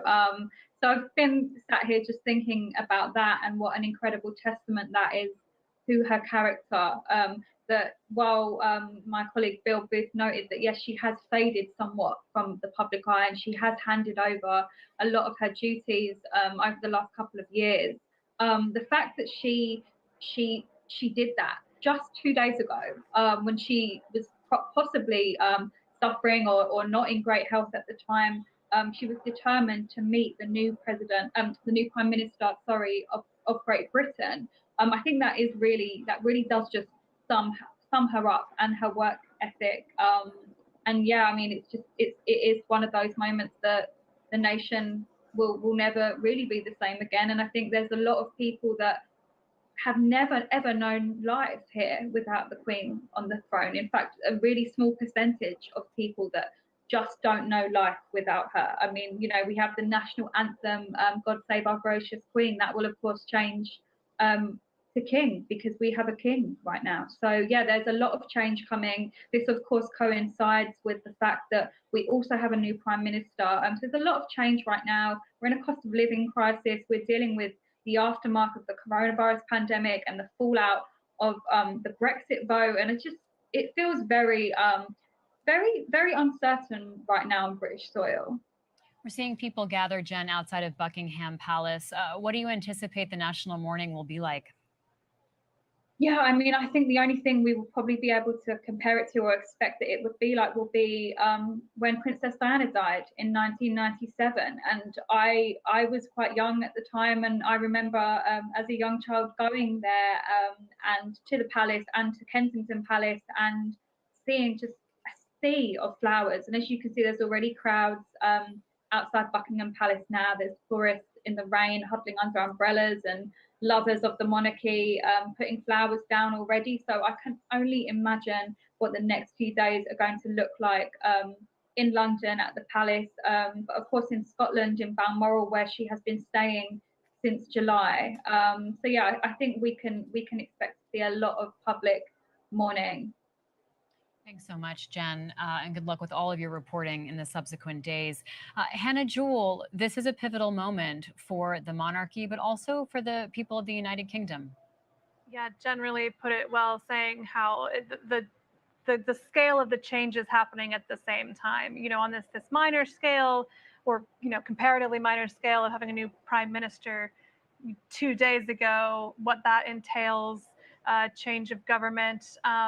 But also a change of monarch for the first time in 70 years, which only the elderly can now remember a time before that happened. I think we're going to see, in addition to this carefully planned out 10-day series of ceremonies, we're going to see a total media focus on this, and a life focus, a cultural focus. I think Britain is going to be a very different place for the next 10 days, and I'm sure we're going to hear a lot from regular British people on the ground who reacting to this emotional moment over this time period. I think it can't be overstated for some people how central the Queen is to their sort of sense of national identity and self. It's just going to be unlike, I think, anything that we've seen in the US in terms of a public display of grieving and mourning. James, generally put into context for us what else is happening right now in the lives of people in the United Kingdom. And just earlier today, before news of the Queen's illness broke, one of the top stories in the Washington Post was about the European Central Bank announcing the largest ever increase in interest rates. And we're watching Europe and the UK deal with this issue of inflation that we're seeing as well, the war in Ukraine, economic woes. There are a lot of fearful things coming down the pike for people's pocketbooks in the coming weeks and months. How does that all factor into this moment as this nation and the world now has to sort of cope with the loss of someone who has been so stable and so present? Well, she helped them get through these other tough periods.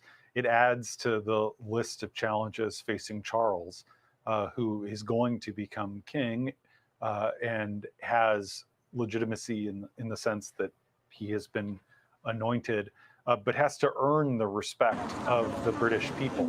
The challenge is very real. There are going to be energy shortages this winter. The interest rates are going through the roof. Inflation in Britain is actually more than twice as bad as it is here in the United States.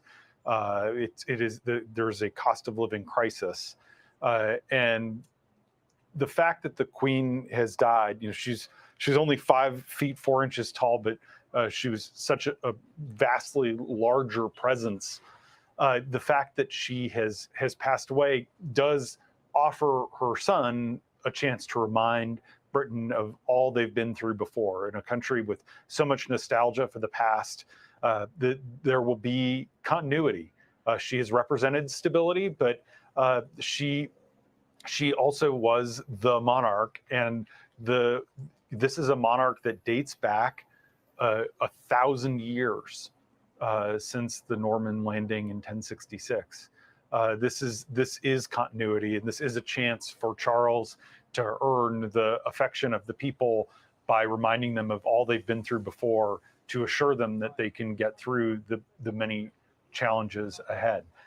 James, this is quite a start for Liz Truss as Prime Minister. Yeah, and you hate to play politics and think politics at a moment like this, but this will certainly give her some bounce in the polls, almost certainly.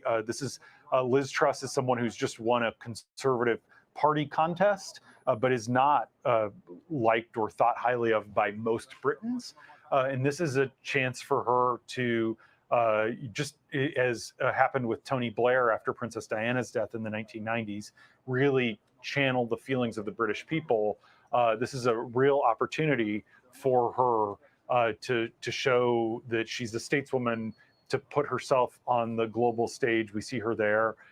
This is someone, Liz Truss, who 25 years ago, when she was at Oxford, was against the monarchy and has become a very vocal proponent of the monarchy. This is really a really shocking way to start your tenure as prime minister, and there's really no analog for it for us Americans who are watching, because we just don't have a constitutional monarchy the way that they do. A parliament is going to convene immediately. There will be both the House of Commons and the Parliament, and in the Commonwealths as well. You'll see the Scottish Parliament gather, and this is the head of state. This is the woman whose face is on their currency, who's been so present for so long. And Rhonda, the Queen outlived so many political careers, both here in the United States as well as in her home country. That's right. We've been talking about before how the first U.S. president she met was Truman, and she's met all of them since, except LBJ.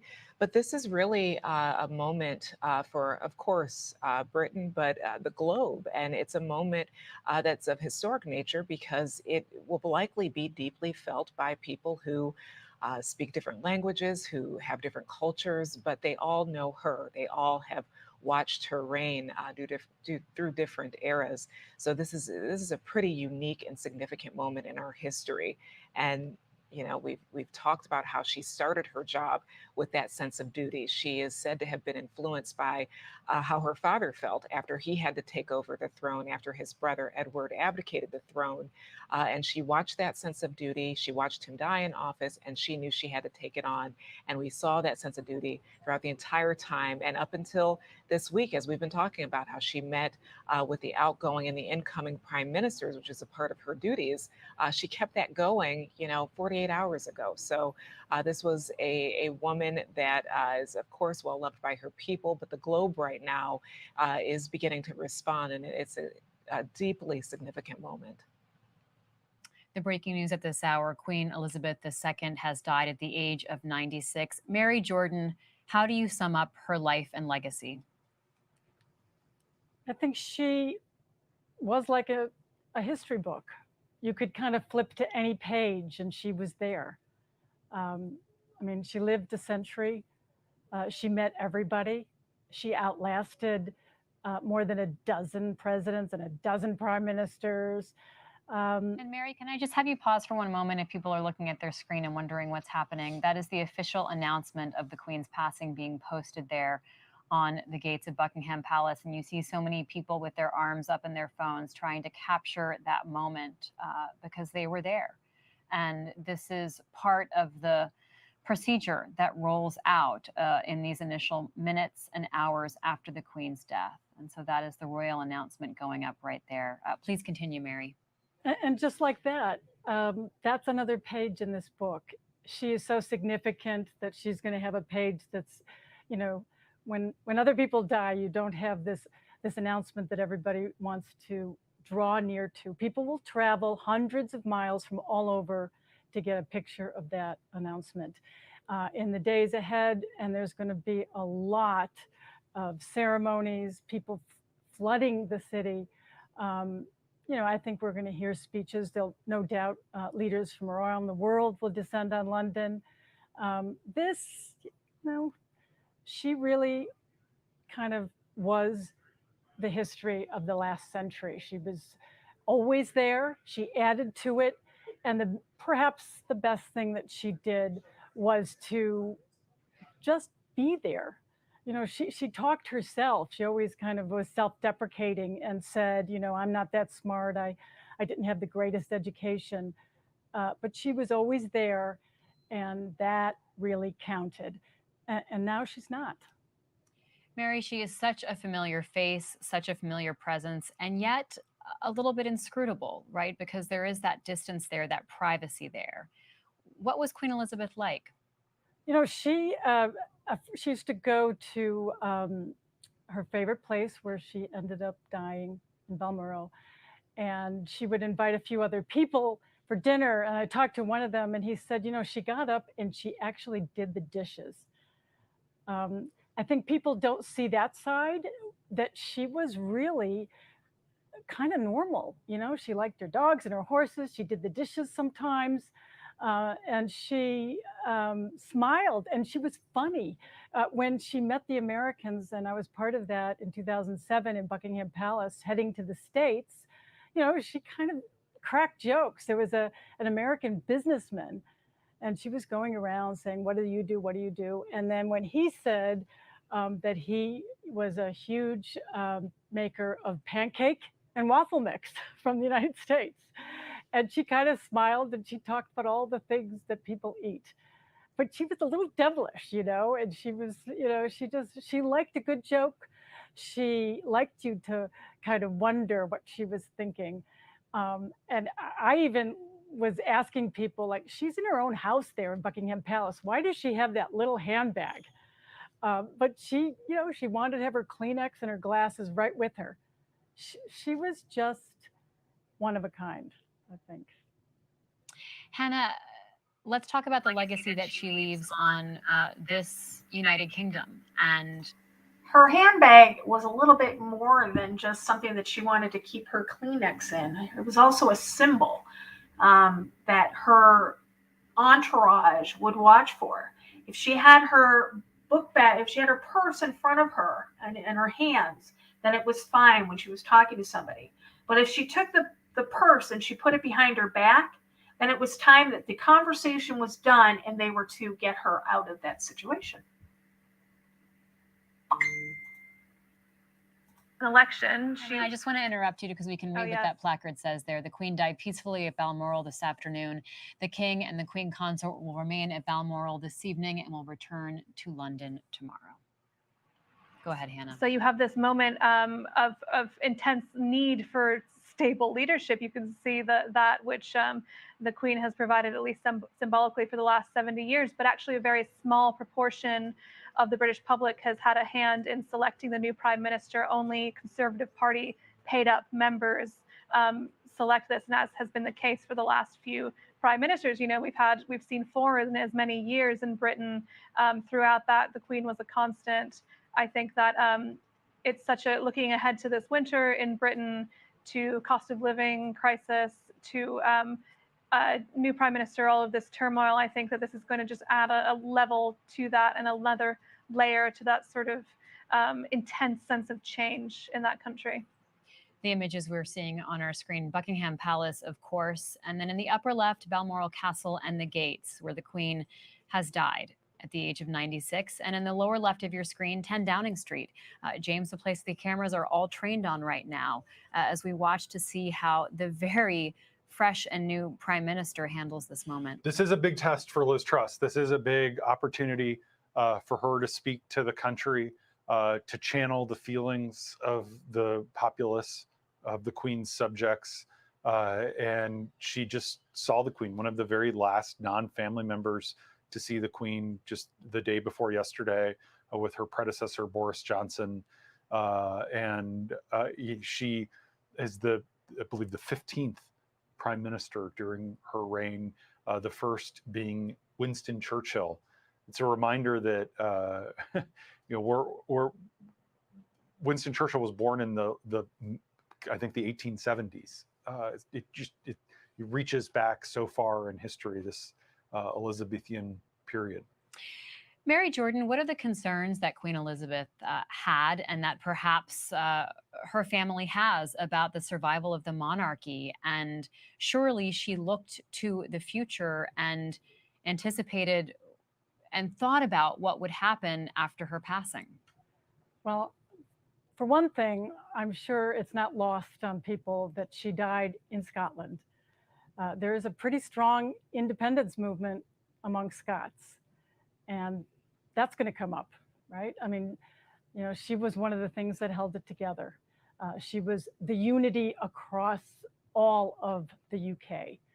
Will Prince Charles, he's going to no doubt address that.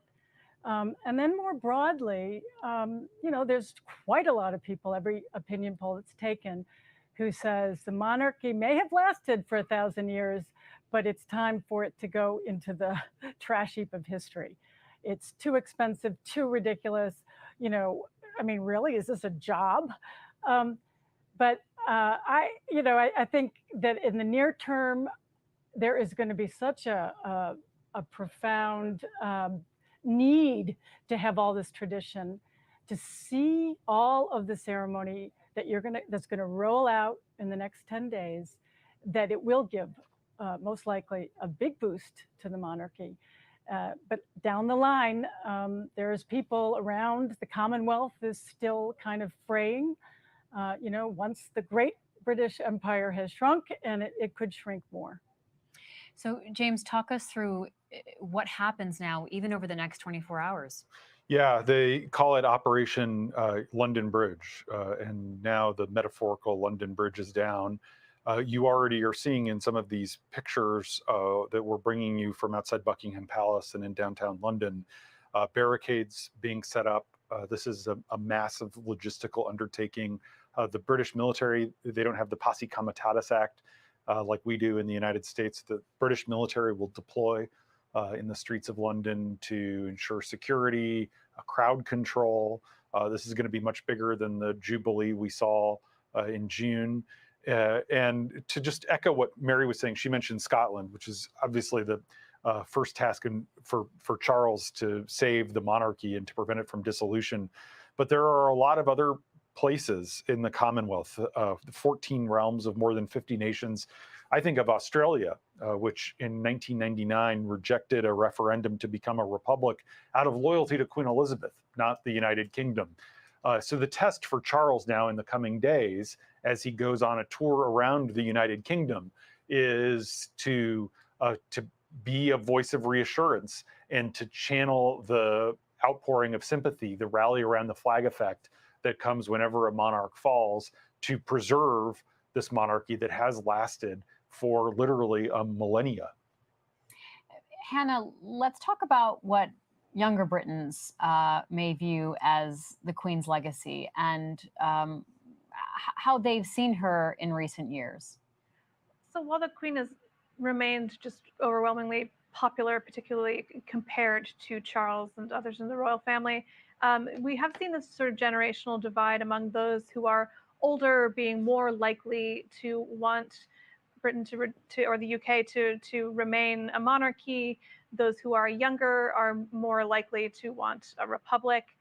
You see a different sort of scale of the emotional connection to the royal family and to the Queen specifically, which makes sense given how long she was on the throne, and how for older British people she has been there for their whole lives, and for all of that time, and that building that emotional resonance, being there for all these big moments in the history of their country and of their lives, having grown up with her. You see that, and you see less, you see more interest among young people in sort of, it's hard to say how Charles is going to poll, I think particularly among young people. I think there's the fondness for the Queen.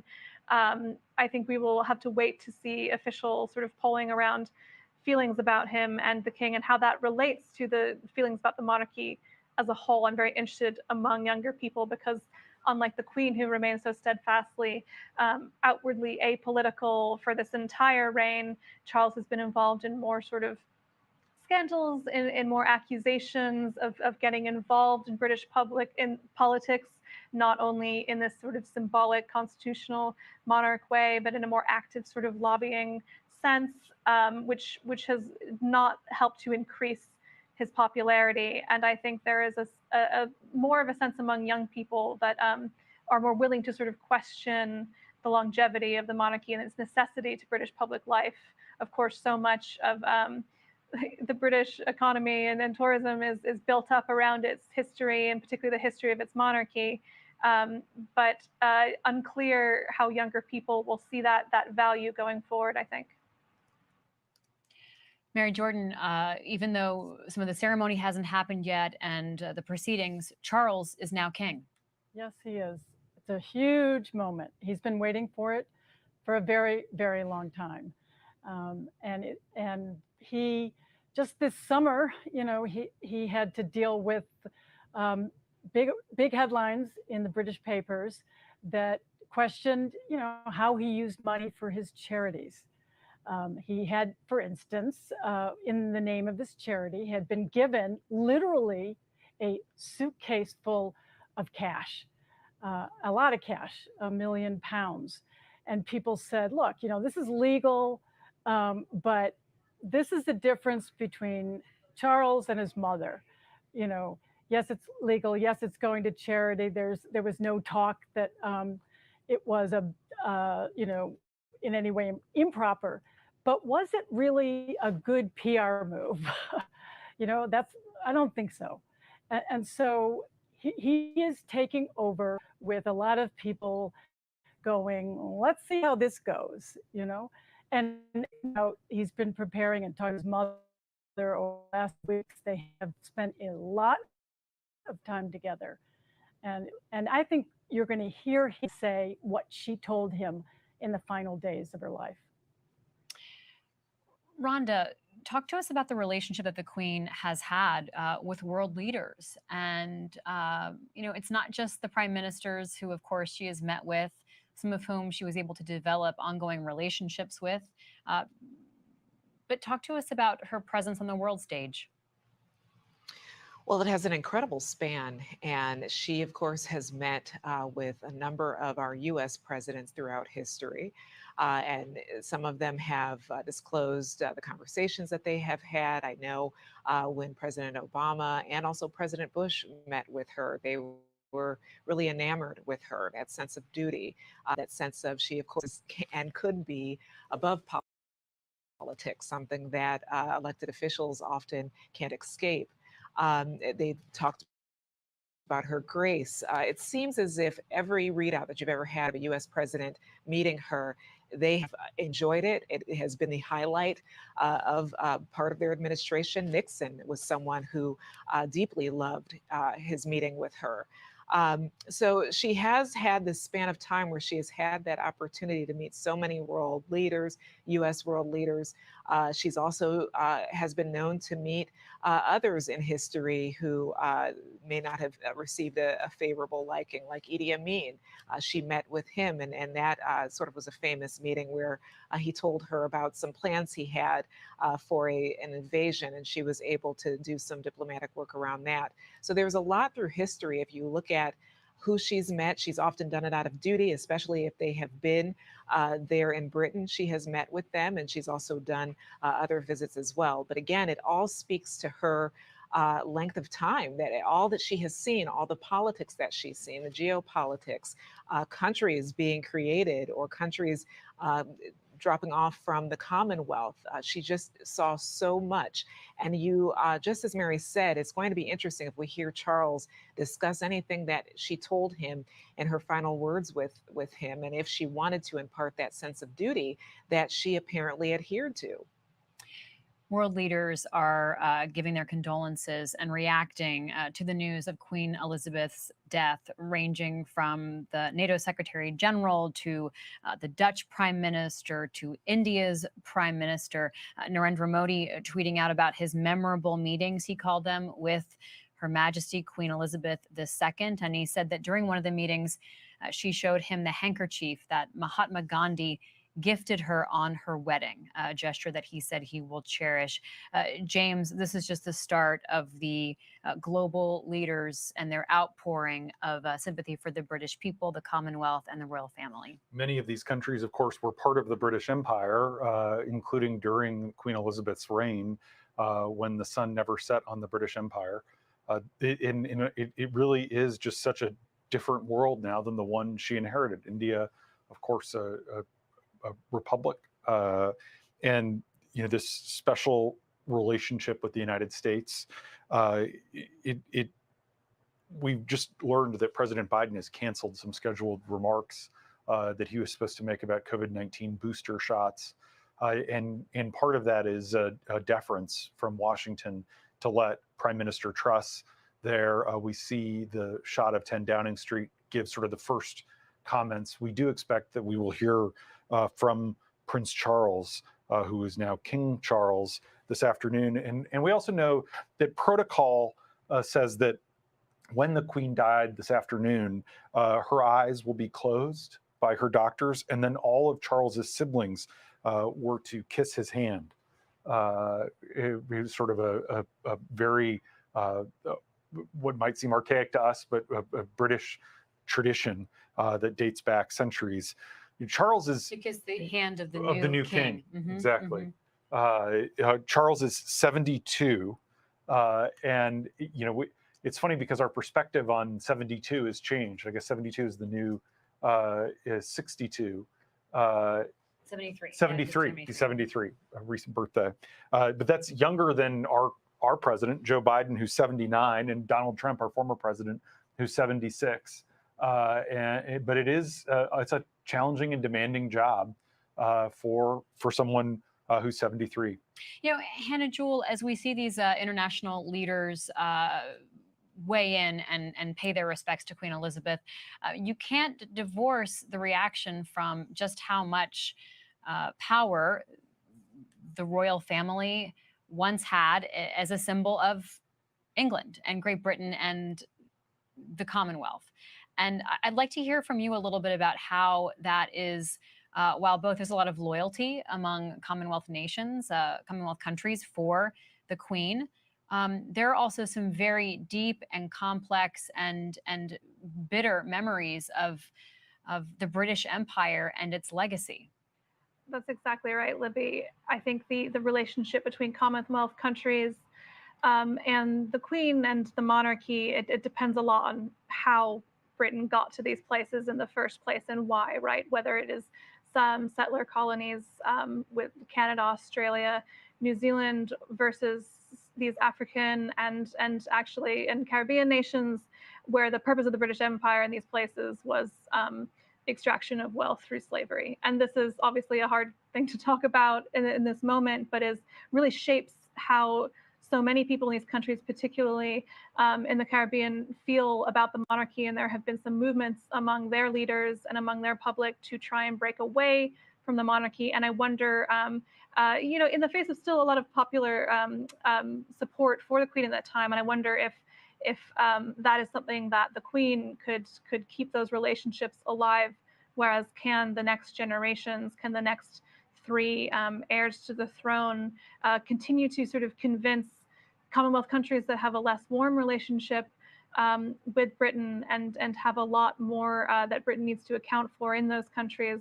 Can they keep their purpose alive for the next three heirs who are all men, who are all I mean, after Charles, obviously we get into these next generations, and indeed, will those royals be interested in maintaining the Commonwealth, which was such a huge part of the Queen's focus? Or will they see a new, more limited role, a less global role for the royal family? Moments like this, and of course this big ceremony, these 10 days are going to be crucial in sort of cementing that sort of passage of power. It's going to be crucial in trying to tell this narrative of why the royal family should go on in their eyes, and particularly a harder case to sell perhaps in other parts of the world touched by the British Empire in more violent ways. Mary Jordan, how important is this period of national mourning and ceremony? And I do see the door of 10 Downing Street open, so let's go to Prime Minister Liz Truss right now.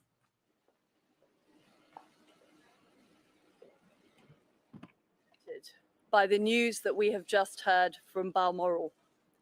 The death of Her Majesty the Queen is a huge shock to the nation and to the world.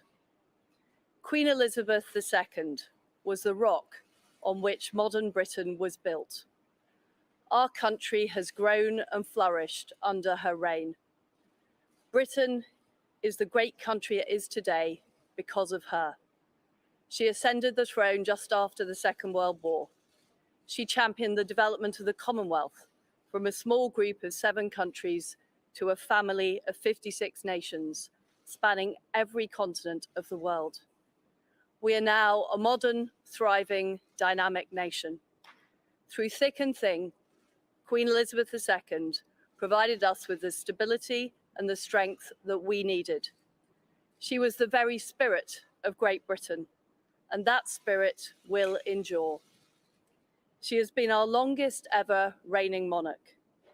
It's an extraordinary achievement to have presided with such dignity and grace for 70 years. Her life of service stretched beyond most of our living memories. In return, she was loved and admired by the people in the United Kingdom and all around the world. She has been a personal inspiration to me and to many Britons. Her devotion to duty is an example to us all. Earlier this week, at 96, she remained determined to carry out her duties as she appointed me as her 15th Prime Minister. Throughout her life, she's visited more than 100 countries, and she has touched the lives of millions around the world. In the difficult days ahead, we will come together with our friends across the United Kingdom, the Commonwealth, and the world to celebrate her extraordinary lifetime of service. It is a day of great loss, but Queen Elizabeth II leaves a great legacy. Today, the crown passes, as it has done for more than 1,000 years, to our new monarch, our new head of state, His Majesty, King Charles III.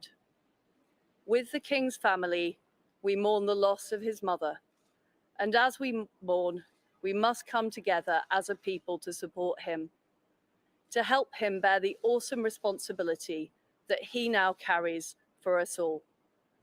We offer him our loyalty, and devotion, just as his mother devoted so much to so many for so long.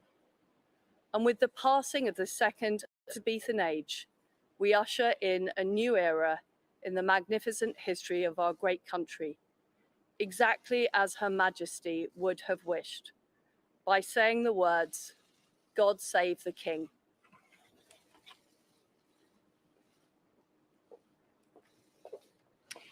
Prime Minister Liz Truss ending with those words, "God save the King." Mary Jordan, it makes it all the more real as you hear this perspective from a woman who met with the Queen just a couple of days ago. Think of the last time that the whole world kind of stopped and watched something. You know, I think that the Queen's parting gift will be that in a time of great turmoil and division, there'll be unity on one thing. You know, there'll be eyes on the ceremonies to come in London for all these days ahead. And that's really rare. And that is kind of who she was and what the new prime minister was just saying, you know, duty up until the last moment. She wanted to make sure that the new prime minister, she met her, and then of course just died shortly after. But the unity that she can kind of bring the world at this moment, and the reminder, you know, that duty counts, and that tradition counts. And I think that in the days ahead, many people will kind of thank her, even in her time of passing, for what she's leaving us all with. And after that, there'll be discussion about the monarchy, because the idea of people having to kiss the hand of Prince Charles is going to get a lot of airtime, but not right away, but it will, because the monarchy really just changed. I think it is forever going to be different. As long as she was there, it was one way. But now that she's gone, and again, we have a week and we have a lot of ceremonies to get to and a kind of a moment of silence and unity. But then there's going to be discussion about what we're going to keep or what UK is going to keep and what they're not. And I would say that there's a lot of things that strike people, especially young people, as silly. And then there's a lot of things that really are important. And there'll be a huge discussion in the UK and in the Commonwealth. Mary, we've gotten a statement from Buckingham Palace, and even who it's from is significant because it says a statement from His Majesty the King at the time of the Queen's death. And here's what it says. "The death of my beloved mother, Her Majesty the Queen, is a moment of the greatest sadness for me and all members of my family. We mourn profoundly the passing of a cherished sovereign and a much-loved mother. I know her loss will be deeply felt throughout the country, the realms, and the Commonwealth, and by countless people around the world. During this period of mourning and change, my family and I will be comforted and sustained by our knowledge of the respect and deep affection in which the Queen was so widely held." A statement from Charles, no longer Prince Charles, Mary. He's been waiting for this moment for a long time. You know, his mother became the monarch, 70 years ago. She was really young. Now he's in his 70s and he's taking over. He is prepared. He's thought about it, talked about it. He's got his speeches ready. It's going to be a really big moment. And I think we're going to hear a lot about the discussion with his mother and maybe at least a little bit about how it's going to change. Hannah, let's talk some more about what it was like to see this new prime minister come out and speak to the people on such a pivotal day. While the news was already well known, I mean, the tweet from the royal account has more than 1.3 million interactions already just in the last hour. She really was the first person to come out and give voice and image to this moment of transition, Hannah. It was such an important moment, I think, for her tenure as prime minister. And actually it just feels like such a incredibly, just sort of the whiplash of the 180 from going from quite a sort of bitter Tory leadership contest in which she successfully won over a sort of relatively small slice of the British public to become prime minister, and is in any electoral campaign anywhere around the world coming with all the sort of, you know, gaffes and political machinations and maneuvers that come with the the realm of electoral politics to just such a short amount of time later, having to come out dressed in all black, speak outside 10 Downing Street, kind of introduce herself to the country in this context of being, you know, the third British female British Prime Minister on the occasion of the death of, I believe, the 8th reigning Queen in British history. That's those who were sovereigns, not just sort of Queen consorts, but a sovereign in her own right. And actually, Britain has only recently changed its rules about heirs and female and male heirs. And so you see this Liz Truss referring to the passing of the second Elizabethan age, you know, one that was even longer than the first, the longest reigning monarch. Spoke about what a huge shock this was to the nation and the world, and referred to the extraordinary achievement of the Queen having presided with such dignity and grace for 70 years, she said. So you saw her keep those remarks, you know, quite short, somber. Today is not about her, of course, but it is really an unbelievably huge test as the 15th Prime Minister to have served under the Queen's reign, to be the one tasked with making a speech like that. James, we think of ages as something out of history books, so it is sort of all the more grounding and sobering to hear the Prime Minister talk about this, as Hannah said, as the passing of the second Elizabethan age. Yeah, Libby, it's something to hear someone, I mean, that was a great, concise speech, describe the death of a 96-year-old as a huge shock, which is what she called it. But that's what it is.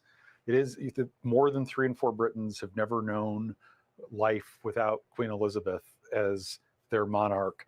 And you know, to call her the rock on which modern Britain was built is not an exaggeration.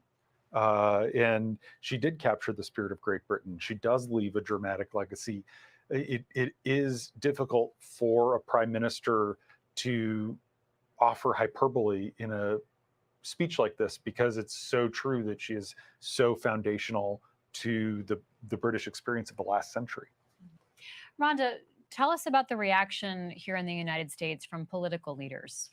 Yeah, almost immediately I've been seeing reaction and emails come through from members of Congress. We've heard from Speaker Pelosi, also Mitch McConnell, the minority leader over in the Senate. He opened up today's Senate floor action with mention of Queen Elizabeth's health and saying that she would be in their thoughts and prayers. His statement just now says, "Today, all Americans stand with our great friends across the Atlantic in mourning and in the passing of Her Majesty Queen Elizabeth II. The decades of Her Majesty's reign saw an intense deepening of the special relationship and close bond between the U.S. and the U.K." And Speaker Pelosi also put out a statement just a few minutes ago. She talked about the time she was honored to be on the floor of the House during the historic address to Congress in 1991, where they welcomed Queen Elizabeth. And she also shares her moments of reflection as well about the Queen. So this does extend to elected officials here. I suspect we'll also get some announcements in response from other global leaders, but this is something that is certainly deeply felt by those that may have been able to meet her in their capacities as elected officials and those who have just watched her reign. Autumn Brewington, let's bring you into the conversation. Opinions editor, you've also been a royal blogger for The Post over the years. Autumn, react to the news that Queen Elizabeth has died. I mean, it's as so many of my colleagues have just been saying, it's stunning. She's been queen for more than 70 years. So many of us have not known a world in which she was not the queen. So it's really just sort of shocking to think about what does that look like? What comes next? Even the statement that came from Buckingham Palace, you know, was a statement from the king. And then it was Prime Minister Liz Truss who just said the king will be known as King Charles III. But questions like that are things that no one has had to think about in more than 70 years, because she's been as much of an institution as the one that she's led. Autumn, what will you be thinking about and watching in the days to come? James has been taking us through the timeline of events. Is this moment really about the past, the future, or a mix of both?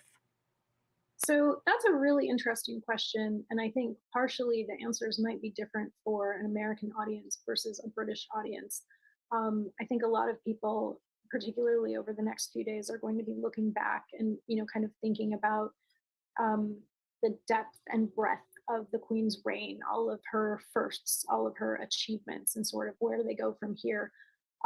There is, as I think Mary said, there are going to be a lot of questions of, well, how will Charles do this? And, he's accepted money from these donors, or he's said this thing or that thing.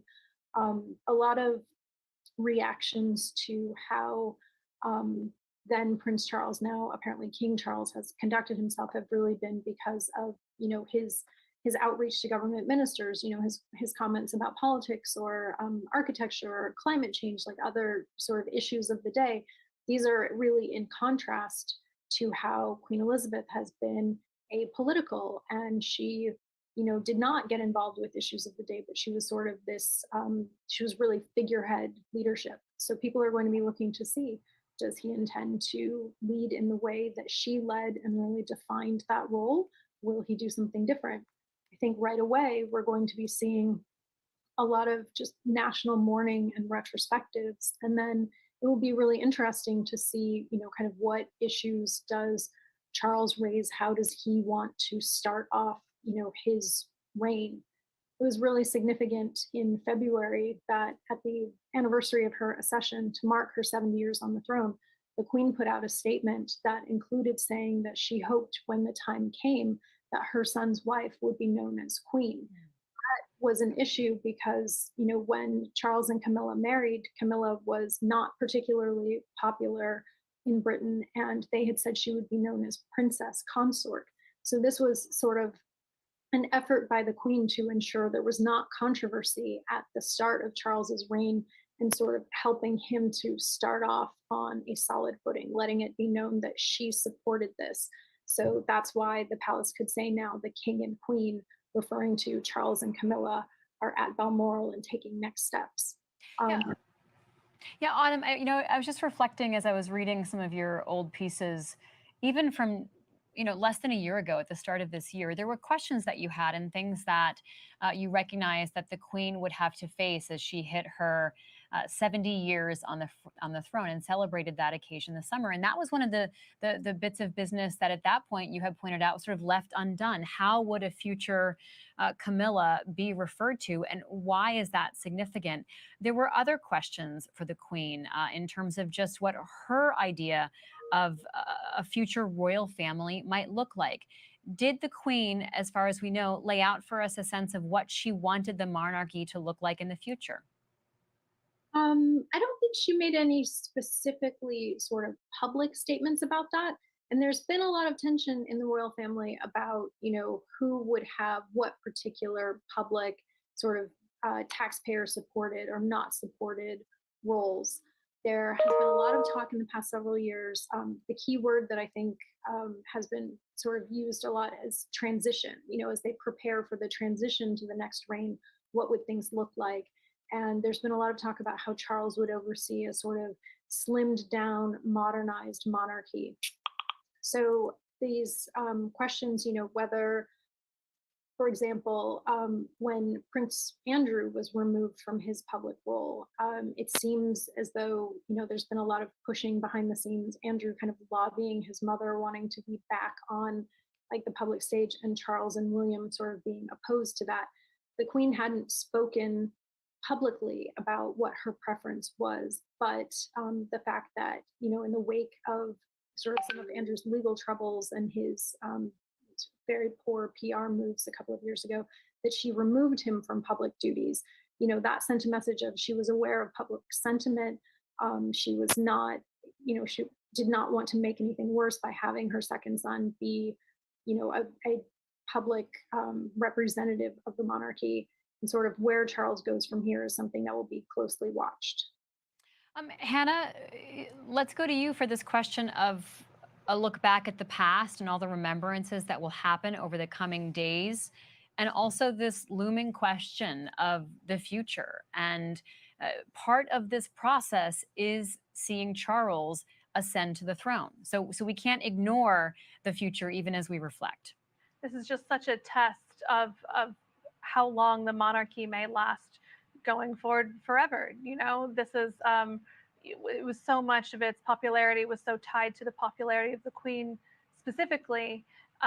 We have all this pomp and circumstance coming ahead to sort of create this sort of legitimacy and sort of ceremony around the new king. And to see how the public will react to this will be very interesting. I think there'll be so much more focus on the passing of the Queen, so much more remembrances of her, so much, I feel like, speaking to people who are going to come to the sort of processional routes in London over the next 10 days, they're going to be talking about the Queen more than anything.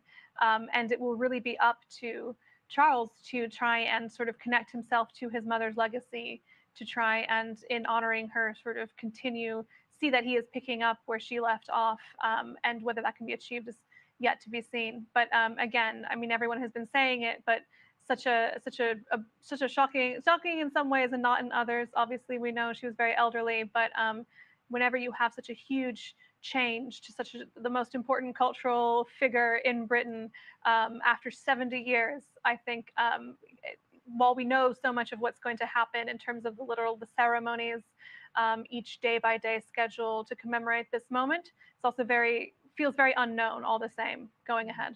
Yeah, Hannah, one of our colleagues said earlier so well, not surprising, but shocking nonetheless, and almost shocking that the death of a 96-year-old is shocking, but there you have it, and there is so much laid out for us to expect, and yet it will be so new because it's been just so long.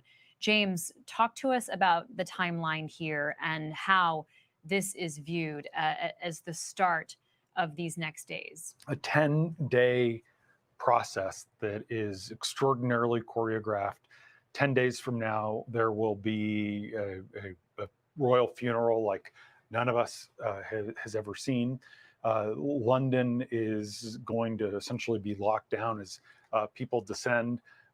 King Charles is going to embark on a royal tour around the kingdom that he now leads. Instead of God Save the Queen, you will hear a lot of God Save the King, as we just heard from Prime Minister Truss. And there will be a lot of reminiscences about Queen Elizabeth, not just the monarch, but the woman.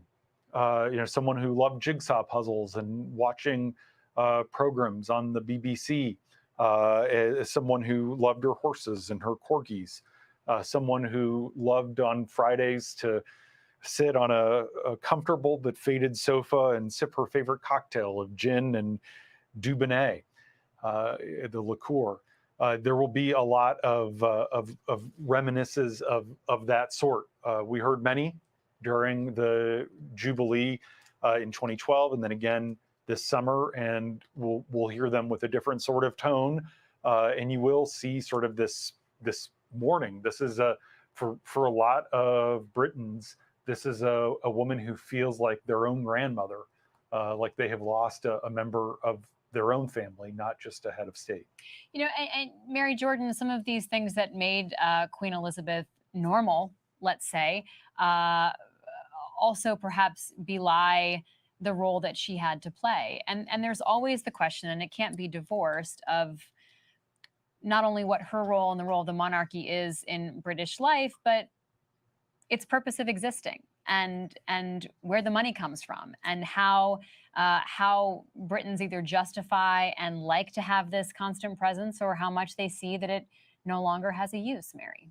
I think one of the things that will be different about this transition is that because Prince Charles is already in his 70s, and because he's not as well liked as his son William and his wife Kate Middleton, that there's going to be a lot of cameras on not just Charles, but the next generation, and the adorable little kids, grandkids that we saw at the Jubilee, who stole the show with their little antics.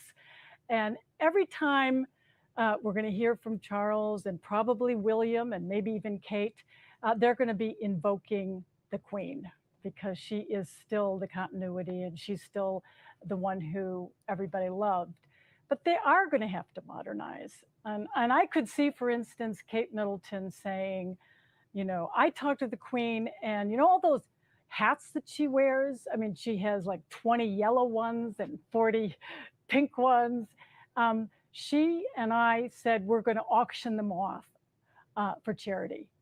I'm making that up, but I can see that they, and I do know that they have been brainstorming, you know, how to make it a monarchy that people say, oh, yeah, that works for me, because some of the things don't. We talked about, you know, some of the bowing to the monarch. That, you know, era may have gone, but other things stay. People like pomp and circumstance, and they're going to need it. You know, people need it in times of like we're going to see now, her passing. But I think, unlike when she became the queen in 1953 with 20 million people, which was a huge number then watching, the whole world is going to watch this one. And it's not going to be a focus on one woman as it was then. It'll be on Charles and his kid, who will then succeed him, William, and Kate Middleton, who is really popular, and their kids. You know, Mary, there has seemed to be this big buffer, right, between William and Kate's children and the throne, but this huge leap being made to have a 73-year-old now be king changes everything in their lives. It sure does. I mean, Prince Charles, you know, spent his whole life I mean, he had a lot of publicity, and he had a few scandals, to say the least, but he didn't have that intense spotlight that you get when you're number one. And it will be very interesting. But boy, I mean, talk about preparing for an exam. He knows every rule. He's been told everything. He's seen every movie.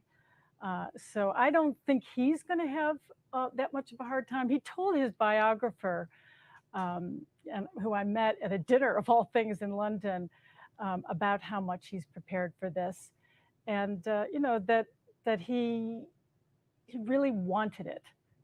I think that was the thing I came away with that discussion. He wants to do this, and he wants to have a chance, and now he's got it.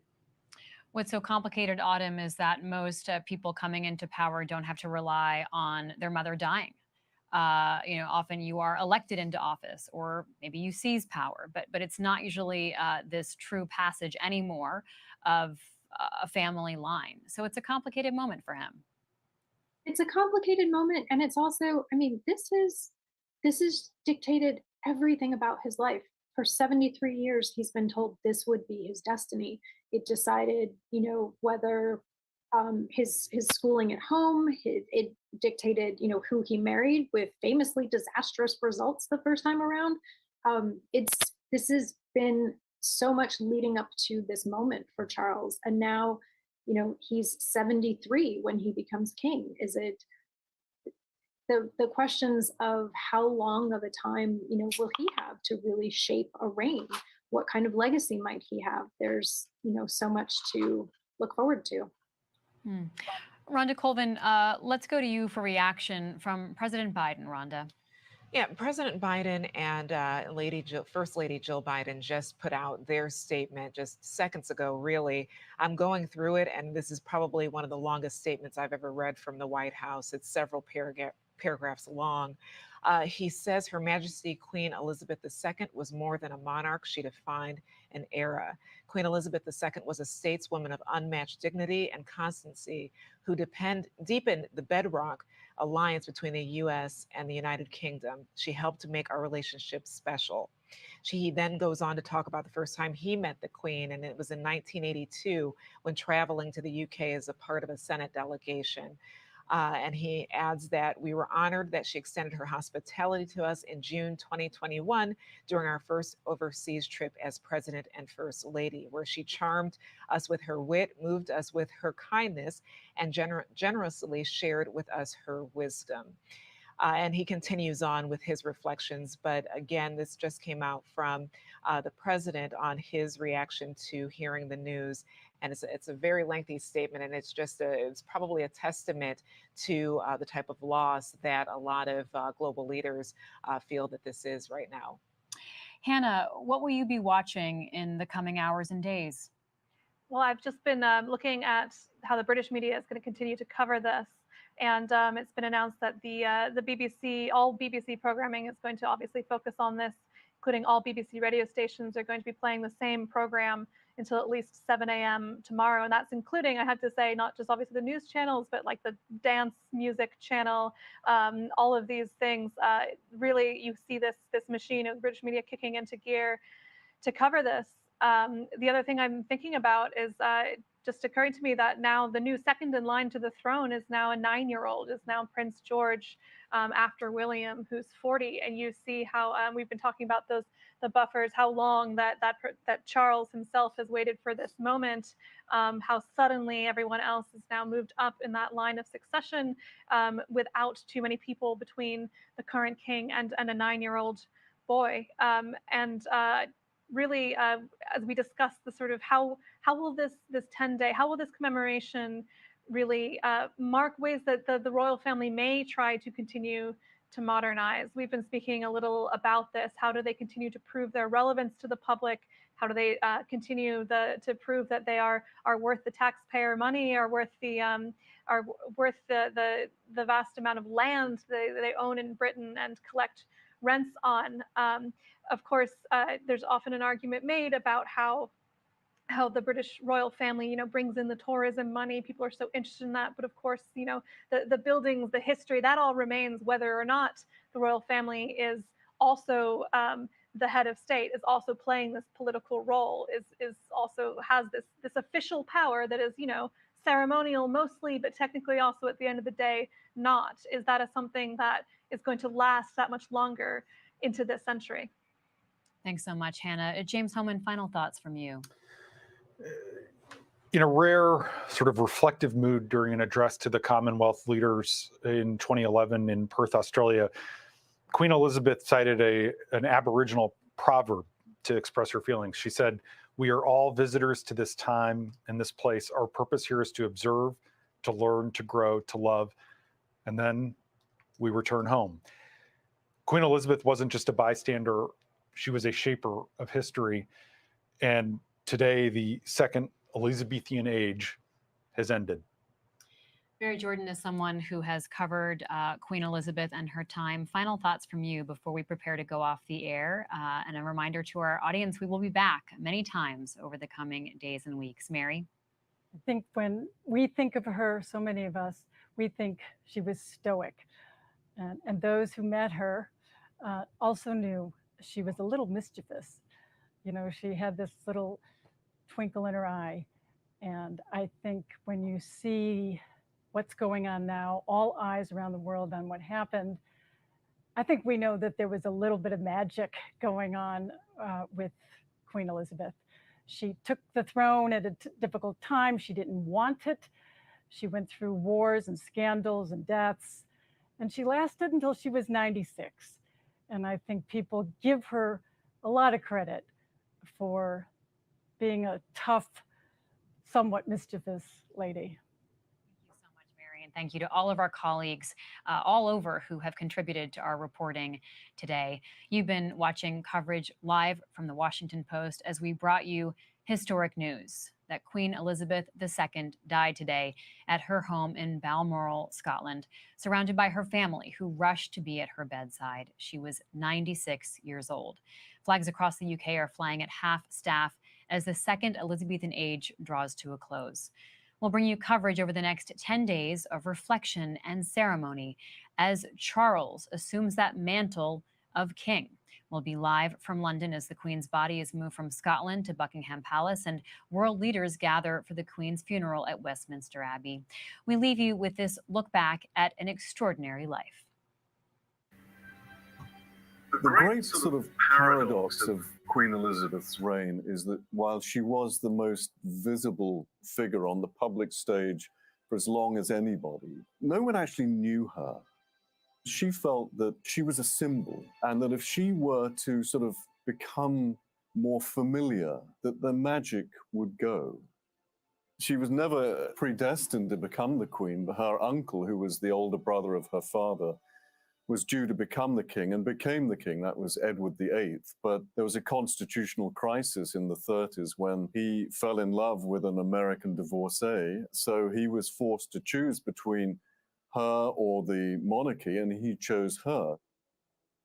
And so at the age of 10, she suddenly became the next in line to the throne. When her father died, she was in Kenya. She came back to be greeted by this sort of phalanx of old men in top hat and tails. One of them was Churchill, who was her first prime minister.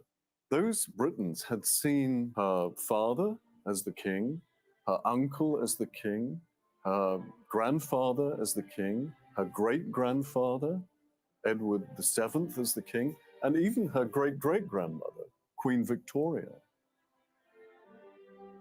I declare before you all that my whole life, whether it be long or short, shall be devoted to your service and to the service of our great imperial family to which we all belong.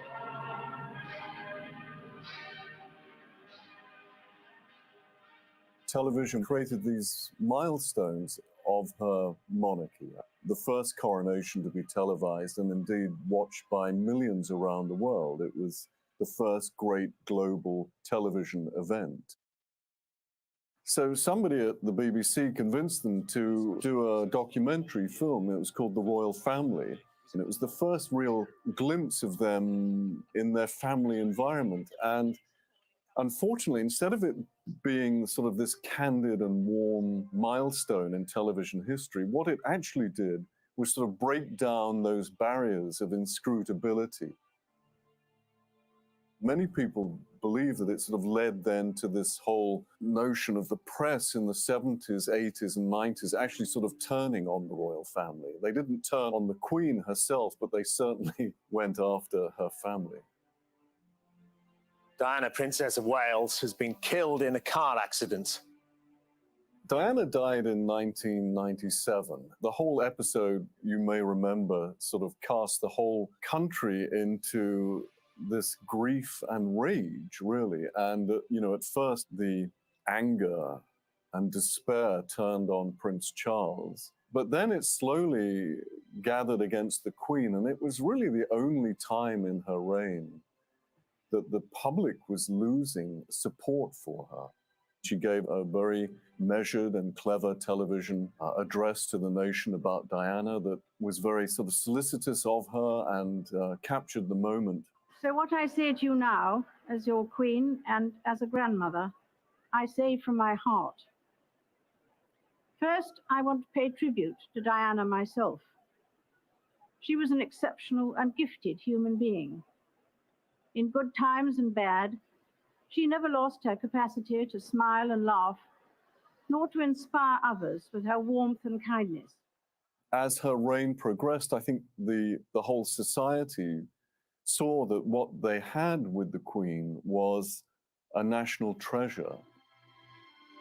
When she took office, there was still the semblance of a British Empire, and that obviously diminished greatly. One thing that isn't perhaps well understood about the Queen is that she was a very pious woman, and she saw her commitment to the monarchy as sort of a sacred promise she made to her God. During her reign, there were calls at various times for her to abdicate so that Charles, for example, then a young, spirited bachelor, could become the king, or, when William came along, or when George was born. That sort of notion completely misreads who she was. What was driving her wasn't the trappings of being the queen and the luxury and all the rest of it. It was what she felt was her sacred duty to her subjects, to her people. She would never, ever have abdicated. She's reigned longer than any other British monarch, dating back 1,100 years. And no one thought that the reign of Queen Victoria, which lasted 63 years, would ever be surpassed. But Queen Elizabeth did achieve that in 2015. She was this sort of continuous thread through incredible changes in British society. We've always associated the monarchy with Elizabeth. Now that dynamic changes. Now that Charles is the king, that feeling towards the monarchy inevitably is going to change. And one has to sort of think that it's not going to be quite as solid as it was, given Elizabeth's incredible reign and her duty to it.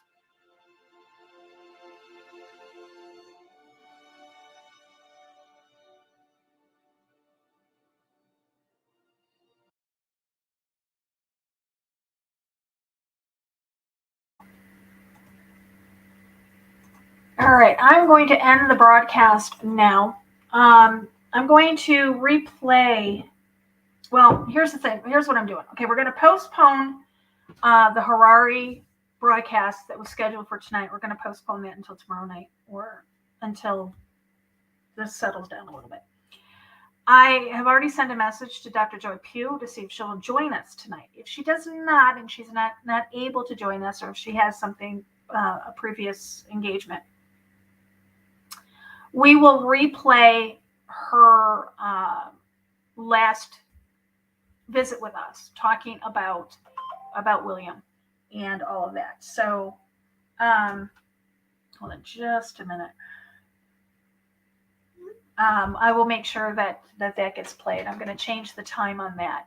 I was going to have it be when we get done here, but I'm going to move it until tonight. Let me just do that real quick. Prince William. I'm going to edit that. We're going to do that at our regular time tonight. So we're going to put that at 8 o'clock p.m. Central. Save that for tonight. So the link is up if you guys want to go over there. Just to recap, Queen Elizabeth II has passed away. The code word London Bridge has fallen was put out approximately, how long ago? 12:36 Central Time, so 1:36 Eastern Time was when the announcement was made. We were live, so if you didn't catch that, just rewind us to go back and you can take a listen to that. Charles is now has taken the throne. He is now will be known as King Charles until we hear something else. Like I said, it's not written in stone. He can abdicate, just as Queen Elizabeth's father's brother did when he was king for just a short period of time, and then he abdicated the throne to Elizabeth's father, which that's how she got the succession of the throne. So nothing's written in stone yet, but as of right now, we do have the new King of England, which would be King Charles. All right, guys, like I said, I'm going to end this for now. Be back over here at 8 o'clock tonight. If we can get Joy Pugh, we will have her on. If not, we will replay the last show that we did with her. All right, guys. Thank you for joining us. Thank you to everybody in the chat room. Thank you to our moderators. Let's see. Pull up my ending here. There we go. And as always, eyes open, no fear.